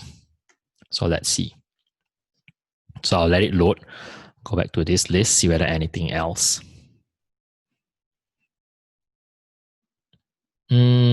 All these things look like a bit too scary. Like they are like actual houses or tents or something, I think. Like this is an actual like house. I'm not going to sell a lawnmower. Again, this is an actual cabin house, like building set. Like for a real house. Wow, what in the world is this? I think it's a type of can opener, but the reviews are really bad. So this is how I start with an initial potential list of products. All right.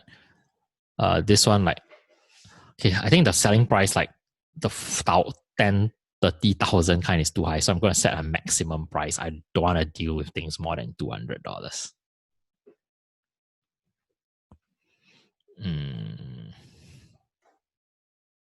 So then I rerun the search. So that will get rid of all those like house building materials.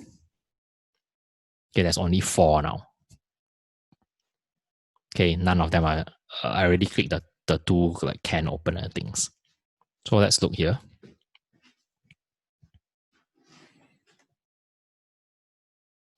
Okay, the first one we looked at was the Easy Drink can opener. So when you search Easy Drink can opener, 605 results. But when I scroll down, like when I look at all the pictures, I'm already like sort of turned off. The reason I'm turned off is because they all look exactly the same, and I can imagine this is like there's like 10,000 people selling this on Alibaba. why do they all have such bad reviews? So apparently like this particular size is really bad. Okay, it's a can opener that's designed. What's going on? No, I don't want to go to Singapore.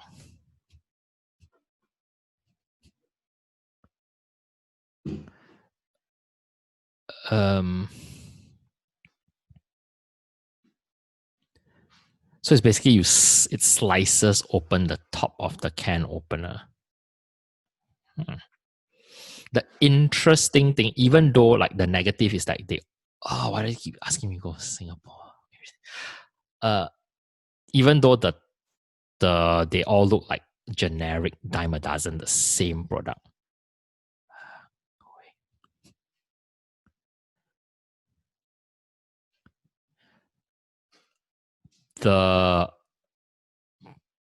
On the positive side, a lot of them have horrendous reviews. So if you can actually find a model that is good, you might actually be able to dominate the space. But you actually have to find a supplier who makes a very high quality, this kind of like can top slicer thing. Like, whoa, what is the problem? Everybody has like such bad reviews. Now, here is where X-Ray becomes very powerful. So I'm going to run X-Ray on this entire page for easy drink can opener search results. This will also answer Fion's question, like how do I know how much to order?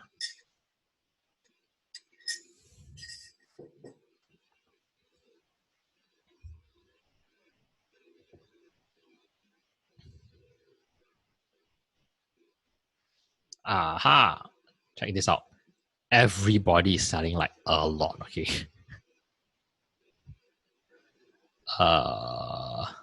So when I use X-Ray, right, you see the columns like category, buy box, blah, blah, blah, all this like not really useful information. I always scroll so that I can see the columns from price, particularly. I also like look whether it's FBA or not FBA until the review count. So how many reviews do they have? So you can see there are some listings here with like really few reviews. 2 reviews, average 3 star. This one has 3 reviews, average 1 star. Wow. And they have $4,000 in sales. I can also see from this graph, can you see the sales graph? Probably the $4,000 in sales, the 200 over units, were primarily done up to this point. And then the 1-star review started coming in. And you can see their sales drop after that. So you need to learn to interpret data.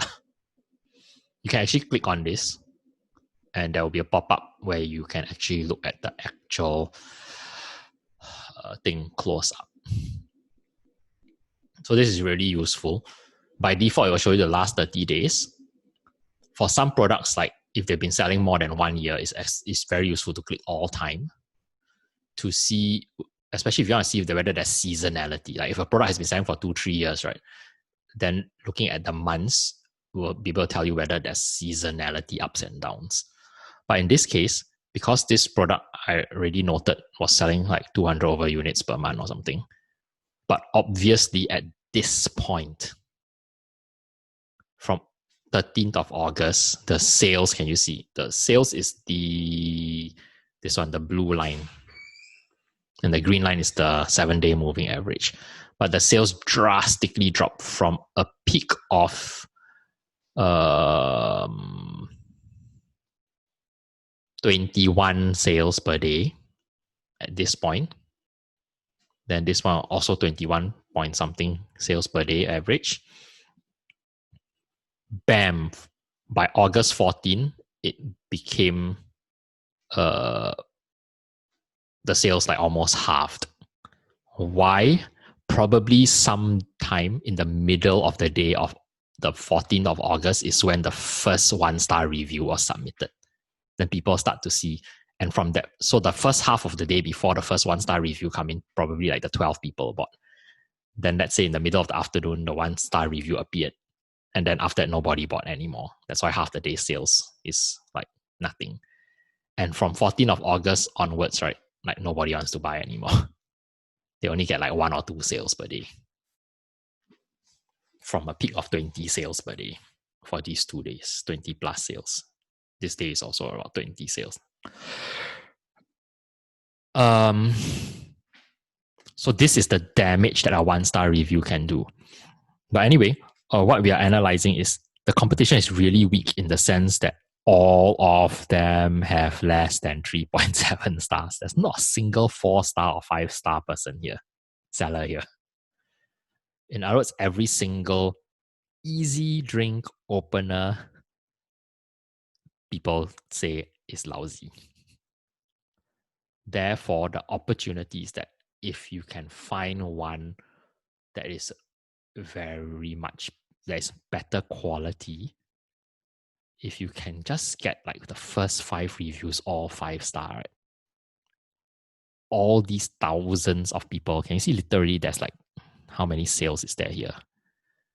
A lot. All right, will start to buy yours.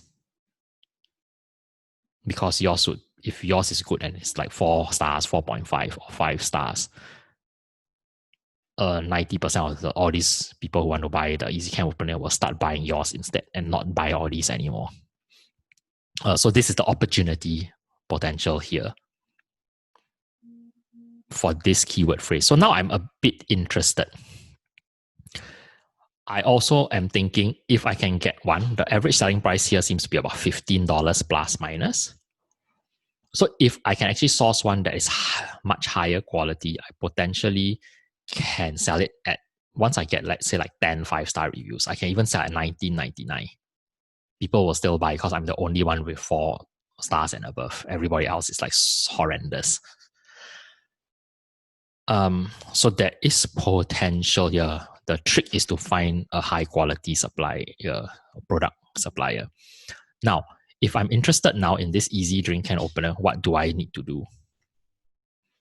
I need to find keywords around this initial idea. So I'm going to copy this.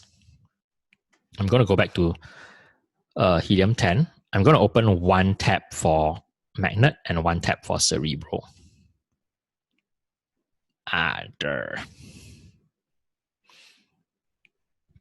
Let me show you one by one as you get confused. So for Magnet, I'm going to paste easy can opener. Let me just open another Helium 10.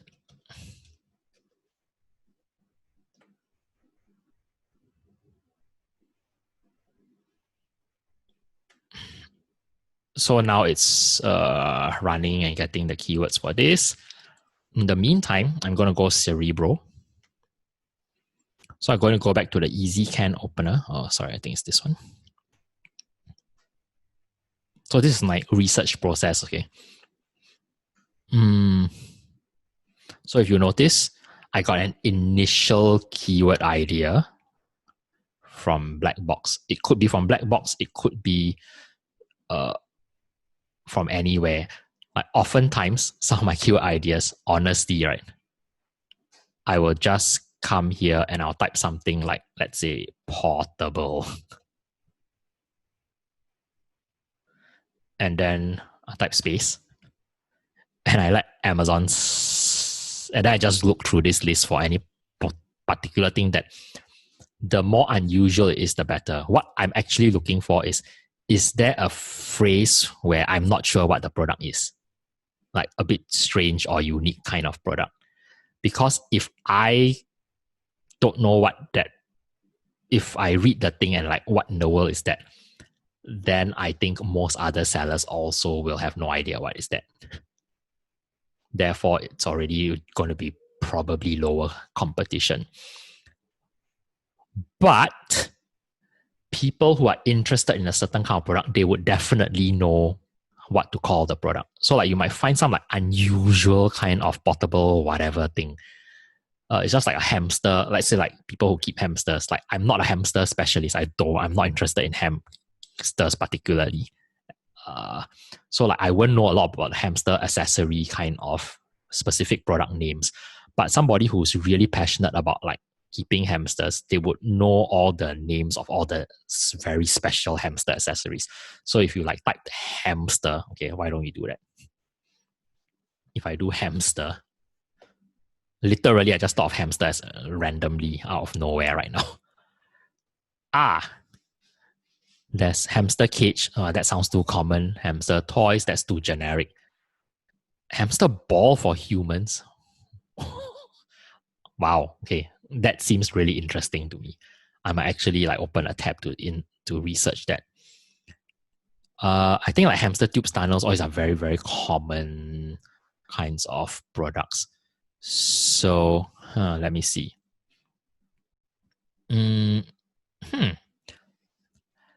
Words like hamster foraging toys to me are more interesting because now it's getting to be much more unusual, very niche word. Like no normal seller who's not a specialist hamster kind of person would think of a word like foraging. And in particular, I'm thinking because a lot of these, right, like hamster cage, the random tube made of plastic, right, will be made in China. So a lot of China sellers will sell like hamster cage, hamster tube. But very, very few sellers from China will even know the English word foraging to even think of using it in their listing. Hamster fort is really interesting. Like, wow, okay. Hamsters have a fort. Maybe it's a thing among hamster pet owners. So that you can see like just doing this is very interesting. Now, if you're open Amazon and you actually type hamster, you would only see this column.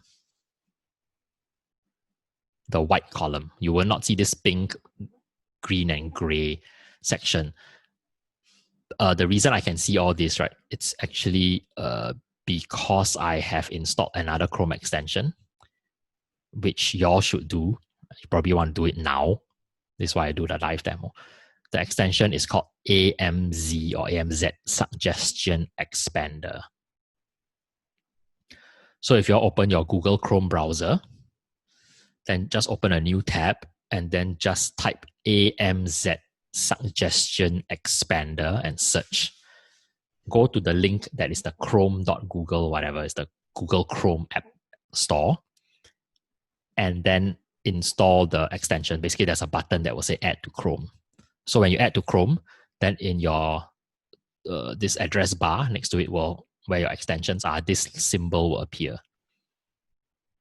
It will be grayed out when you're not on Amazon, but once you come onto any Amazon page, then it will go green to show that it's active. So once you have this, you will not just see the top 10 suggestions from Amazon. Amazon always suggests only suffixes. That means whatever you type, the word, then they will add words after it. But with the AMZ Suggestion Expander, it will also deep dive into Amazon search history. It will show you keywords before, not just keywords after. So it shows you keywords before, keywords after, and keywords all like in between or what they call others. So like you can see, hamster is in between this phrase. So this is really can be quite useful. So I'm actually going to search hamster foraging toys. All right. So now we have a few different things. We are researching already in the last like literally a few minutes. We have a potential easy can opener. We have this other kind of opener thing. Topless can opener for beer can, whatever that is. Stop asking me to go to Singapore. Do not show me this again.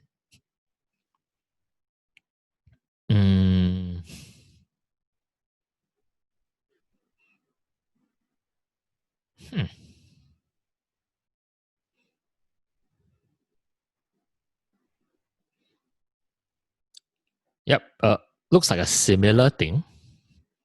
Although there seem to be a few here that seem to be higher quality. All right, but that's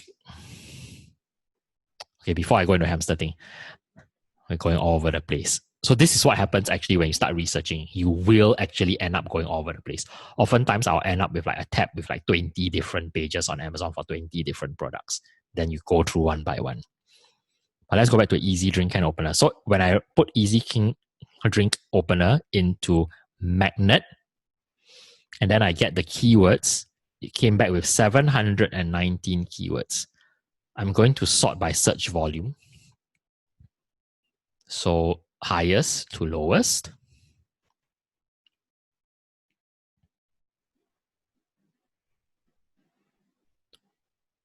Okay, so can opener, super high search volume, but I'm thinking can opener is too generic. Bottle opener is also too generic. Like any, like you can just go any shop and buy a can opener or bottle opener. Can openers handheld also sounds pretty generic, but then you can see it starts to get like, seems to be quite very low relative number of competing listings. But then it still sounds pretty generic. Like that's just a normal can opener, right? Jar opener. That might be something I'm interested in. I always, in my family, like when we try to open bottles, like the screw cap, then I always end up like, everybody asks me to help them open the thing because nobody can open the jar.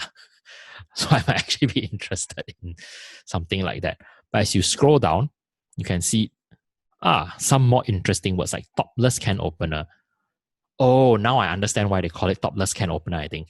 Because basically you want to open the whole can so that the entire top is becomes a topless can instead of just pulling the tab and have a small like hole like in a normal soft drink can.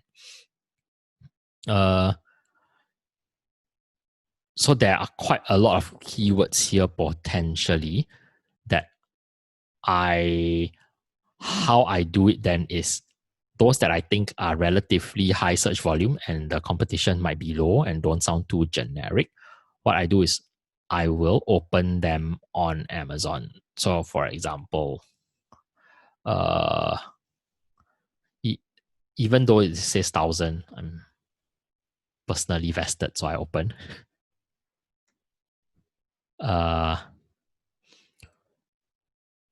Soda can open the top. I'm going to open this. And I'm also going to open this. The reason why I'm opening for so many keywords is because then I need to come here and let's say for this, right? Now I have a new product type. It is an easy, I'm going to call it easy can opener. So like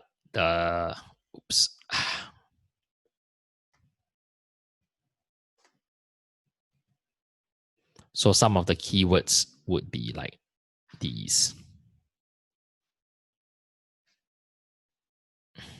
Like this one, the keyword is soda can opener.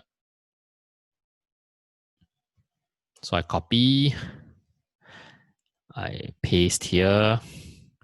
So I'm going to research the info one by one for each keyword. And the only way I can get the info is actually just eyeball, like look at it on Amazon.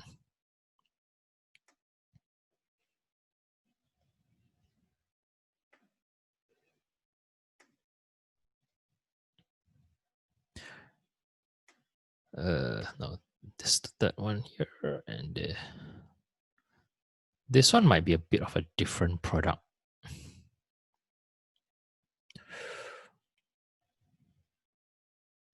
Okay.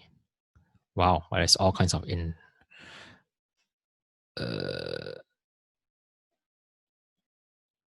how many of these are there?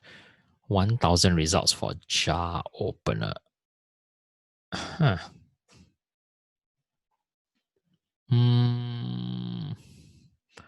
not sure that I would want to do something like that.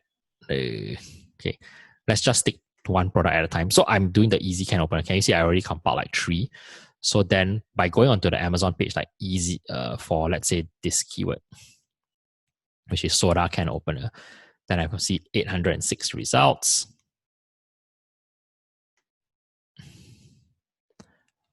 So this is 806. Then I fill in the rest of the info.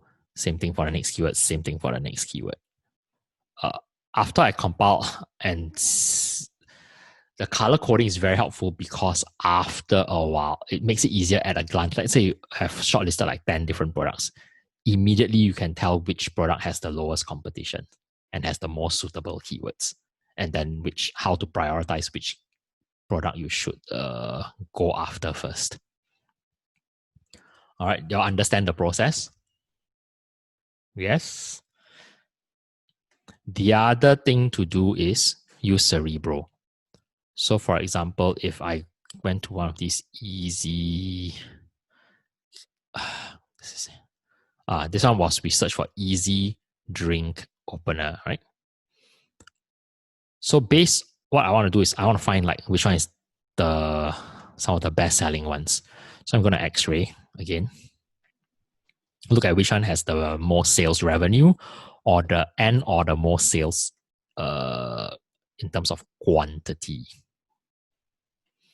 So revenue is here, sales quantity is here. So obviously, both revenue and quantity is this listing number 5 and this listing number 7 have the most sales. Oh, they had a lot of sales last time. But it's like progressively getting worse and worse. You can see the graph because their star rating is getting like worse and worse. But it's okay. They somehow managed to sell quite well at first. And this one, like the selling price is on the higher side. So what I'm actually going to do about this one, 11K. Yeah.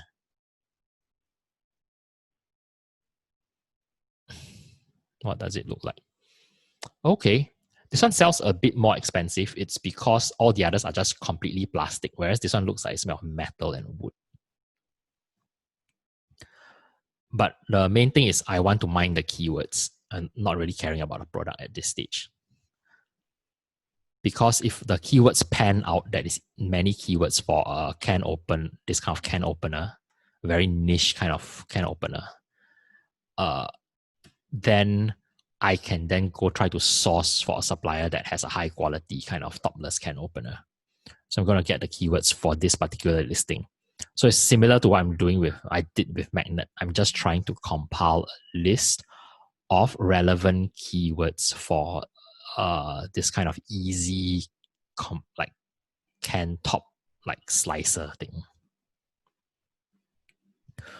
Cerebro will probably give you more relevant keywords specific to this product, whereas Magnet will give you you have a higher chance that you might actually find something that is completely off tangent, but might actually turn out to be quite good. Like when I first look at this number, I'm glancing at this column, like this one, 64. Whoa, that's really few. And then, whoa, search volume is very high relative. But then when I look at the keyword, forget it. Because OXO is a well-known brand for kitchen gadgets. So forget it. But this one, 160. Ooh. Search volume also very high. 160, that's very low. Draft top beer opener. That sounds interesting. It's possible. And what about this one? 108, 4,000 searches. Also quite, but this might be a brand. But Draft Top, I don't think it's a brand. So I'm also going to open a tab. So now I have another this keyword might be related. Yes, it's more or less a similar product. Now I have an idea. So like this one versus this type, but why this one has very high rating? This one also has very high rating. This one has 56 reviews and they are 4-star. So somehow, even though they look similar, I have no idea why this one generally is better. One way that you can find out what is the problem with the products so that when you go source, you try to solve the problem, is actually click into the listing and read through the reviews. That will give you insight into like what are people actually complaining about. So I'm going to click into like one of these, for example, like this 160 reviews and 1.5 star.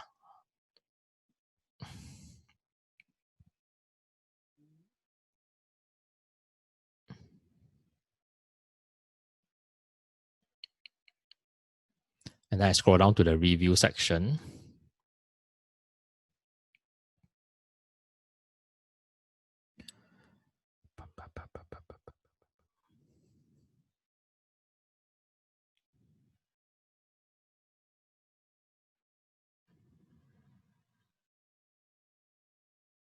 The review section is quite far down. Actually, you can also click at reviews at the top.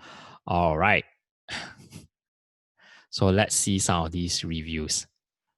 I want to read all the negatives, so I'm going to click here.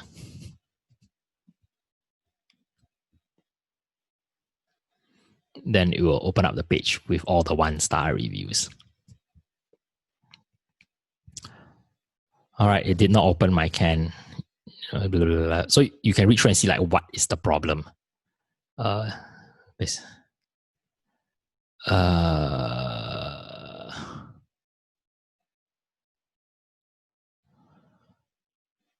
basically they can't cut the thing at all.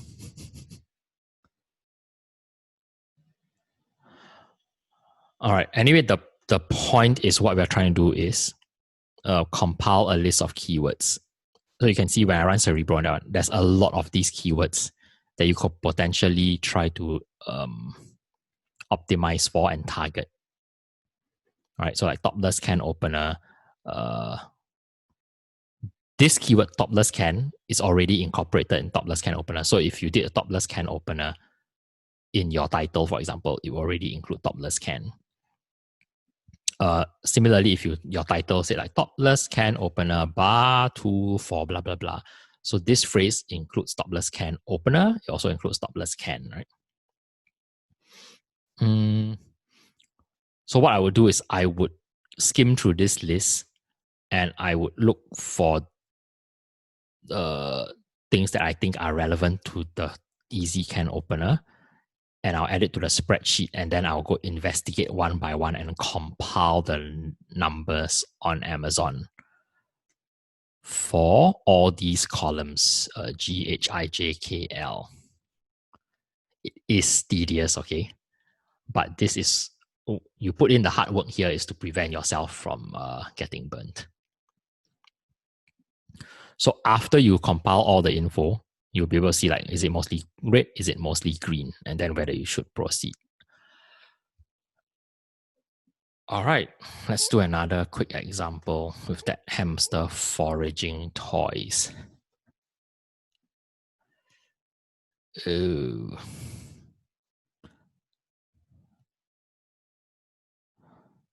Huh, interesting. Now, we have searched hamster foraging toys, see? 1 to 48 or 710 results for hamster foraging toys. That's like moderately a lot. But the first organic listing, which is 4,237 in pets, that's actually pretty good ranking, like selling quite a lot.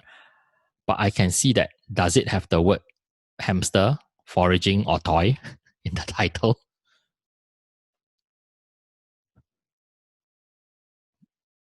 Not even one of the 3 words, right? Like the whole keyword search term is hamster foraging toys. Then the first organic rank result that Amazon shows me is Night Angel treat ball, snack ball for small animals. It's not even remotely optimized for hamster, foraging, or toys. This is a very good sign. It's like if I was head-to-head versus this particular listing, it's like I start a soccer match, I already have scored like 1-0. Like the start of the match is already 1-0 in my favor. Or in this case, like 3-0 in my favor, since he's missing like 3 out of 3 keywords. So it will actually be fairly easy for me over time to rank higher than this listing for hamster foraging toys if I actually have the word hamster foraging toys in my title. Same thing here, like there's one sponsored ad. So in other words, there's only one person running some kind of advertising that's related to hamster foraging toys. That's bidding quite enough to be here. But even their title is not optimized for hamster foraging toys. The only word they have that's related to hamster foraging toys is hamster. It's missing foraging, it's missing toys. Like, wow, that's also super weak sponsored ad. And how is this even a hamster foraging toy?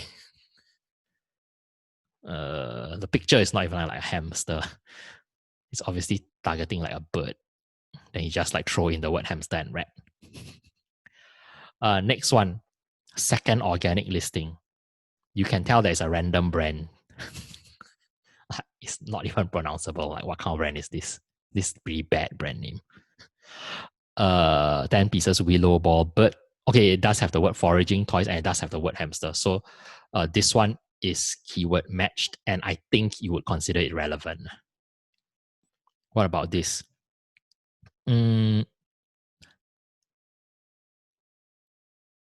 don't think this has the word hamster.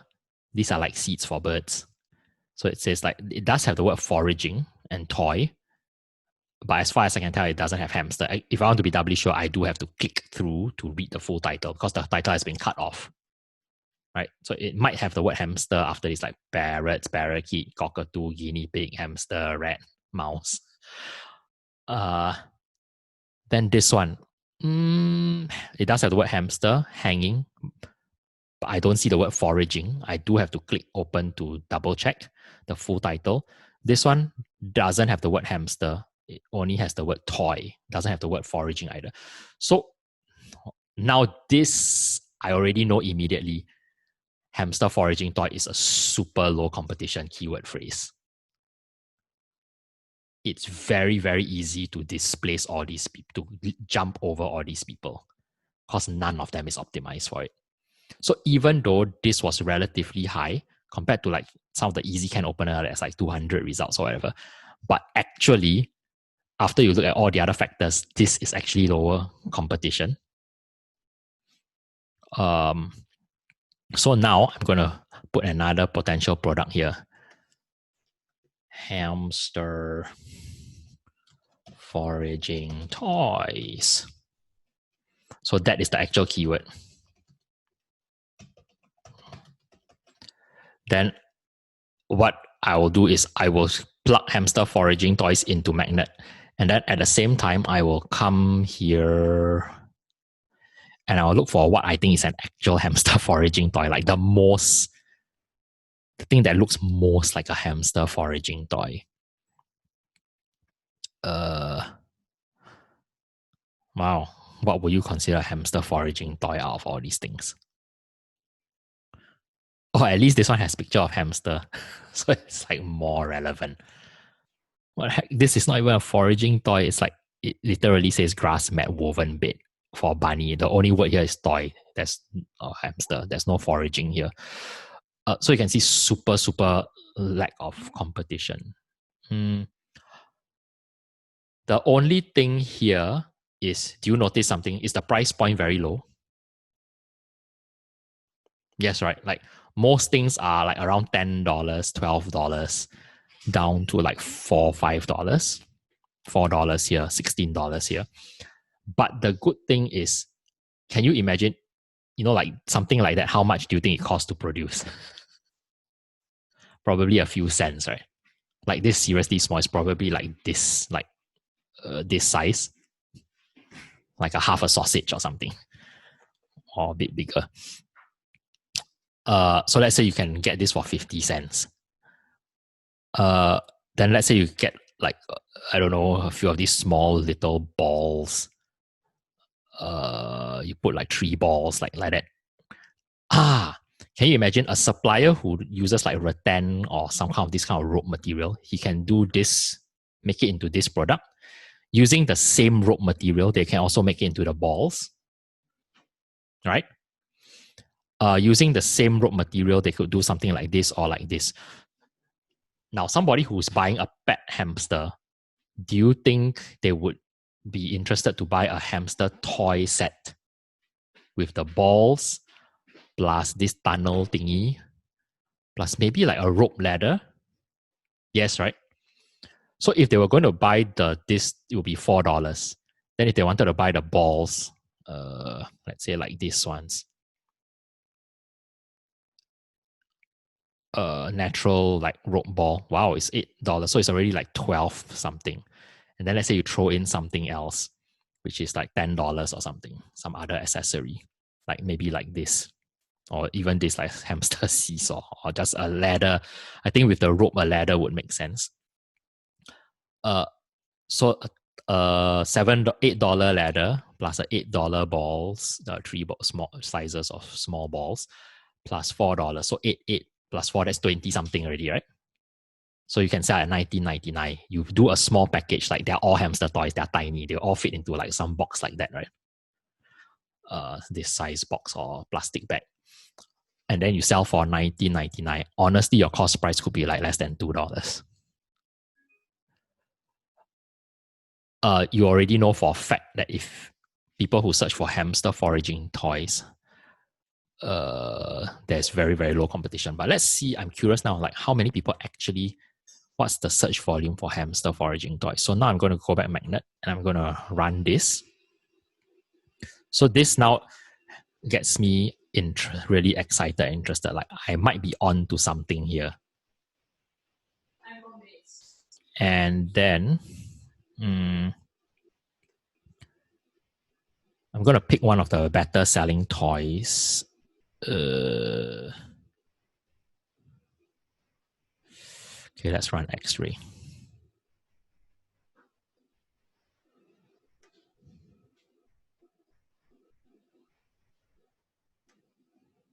Okay, while that's running, I go back to Magnet, where, hey, didn't I run the hamster foraging toys?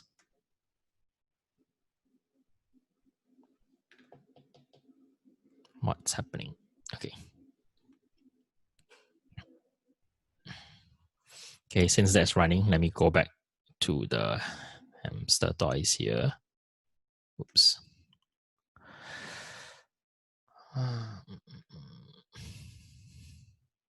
Wow, this is taking a long time. Okay, normally if you're just doing this by yourself, you're not a video call, it'd be like really fast. All right, but anyway, let's look at some of them, which ones are better selling. So like this one, 840 sales. That's quite good. So let me see, is it, what is it? Okay, it's these plastic balls. Actually, so maybe like something like that might be quite good to put in the set also. What about this one? Also $5,000 in sales, so that's pretty decent. What is it? Oh, it's this set. Forget it. This one. Whoa! What in the world is this? Why do they have so many sales? Oh, okay. This is like a puzzle game for a small animal. They step, then the thing opens or whatever. That's actually pretty cool. What else? Where was that foraging tunnel thing? It was $400. Okay, this one sells 500 over units. Okay, this thing per month. So let's see what are the keywords they are actually ranked for. I'm going to click here. So open this page, right? I can copy and paste this into Cerebro. Or if I'm already on the page and I have Helium 10 installed, right? Once Helium 10 loads, I can open Cerebro straight away from this listing.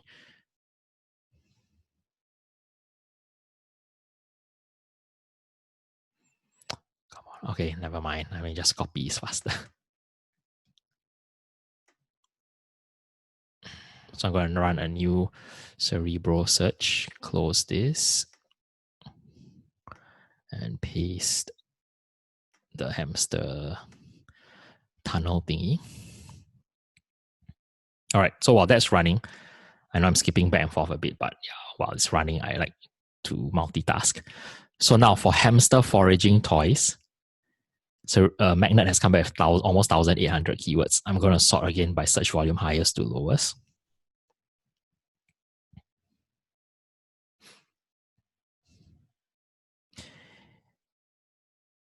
And some of them have like super a lot of competing products like cat toys, also too generic. I'm not interested in bird cage either. You can see like Magnet is much more all like not so directly related. All right, but I can get some ideas like, especially let's say I want to focus on hamster. What I can then do is I click on this advanced filters, right? And whoops, I double clicked. And I want to show phrases that contain hamster. So if I have more than one word, I can click any, either, or. But I only have one word, so whether it's all or any doesn't matter. So I've typed hamster there. So now I only want to show keyword phrases that include the word hamster. So now there are 78. Or actually, I'm thinking that's not such a smart thing to do. I don't, never mind. Let me look here first. Hamster cage, hamster toys. It's not really any of those things. Oh, look, there's an idea here. I can include a hamster hammock. Hamster hammock can be made of the same rope, right? So I can do the hamster, whatever foraging toy, I can do the hamster hammock. I can do hamster. People actually search for hamster ball 10-inch. Can you see the search volume? So now that gives me a clue. When I make the ball, I will make it a 10-inch ball. Then look, there's dwarf hamster. That's a breed of hamster that's very popular. So I might want to include this keyword also, dwarf, inside my title, etc. So this sort of gives me all the ideas. So then from here, I compile all the keywords into the spreadsheet. All right, so I hope that makes sense to y'all. And that's how eventually you compile a good list of keywords that can point you to a good potential product. The same thing with Cerebro. When you have run the search, you will see that the keywords generally will be much more relevant. And then the interesting thing is with such a toy, right, you can, instead of just hamster foraging toy, hamster ball, hamster ladder, hamster hammock, you can also put like small animal foraging toy, because you're going to put a set of hammock, rope, ladder, ball, foraging toy, etc. You put all the toys one after another, comma, next, into the title so that your product actually, your listing can rank for super many keywords. It has a super wide funnel. At the same time, you can say, after you list all the toys, you say suitable for hamster, mouse, gerbil, whatever other. So people search for like foraging toy for mouse will find it. Hideaway for hamster will also find it, etc., etc., etc. So you understand? So this way is super, super powerful. All right, I hope that's helpful. And if your most important thing, go to the Facebook group. All the links are there. If you have any general questions, you can ask in the Facebook group. If you have more private, specific questions, you can PM to me through the messenger as well. All right. So thanks, and I'll see y'all in the one-to-one sessions. Okay. Okay, let me just quickly glance here. Yes, okay. I will need to convert the videos to slide editing, and then I'll upload them probably on Monday or Tuesday. Okay, Alan's question: low competition keywords can be considered low demand. No, low competition doesn't mean low demand. The ideal is if you can find high search volume keywords that have low competition. That's the best. But realistically, if the search volume is very high, usually the competition is very high as well. But what you're trying to find is a good ratio of decent demand with low competition. How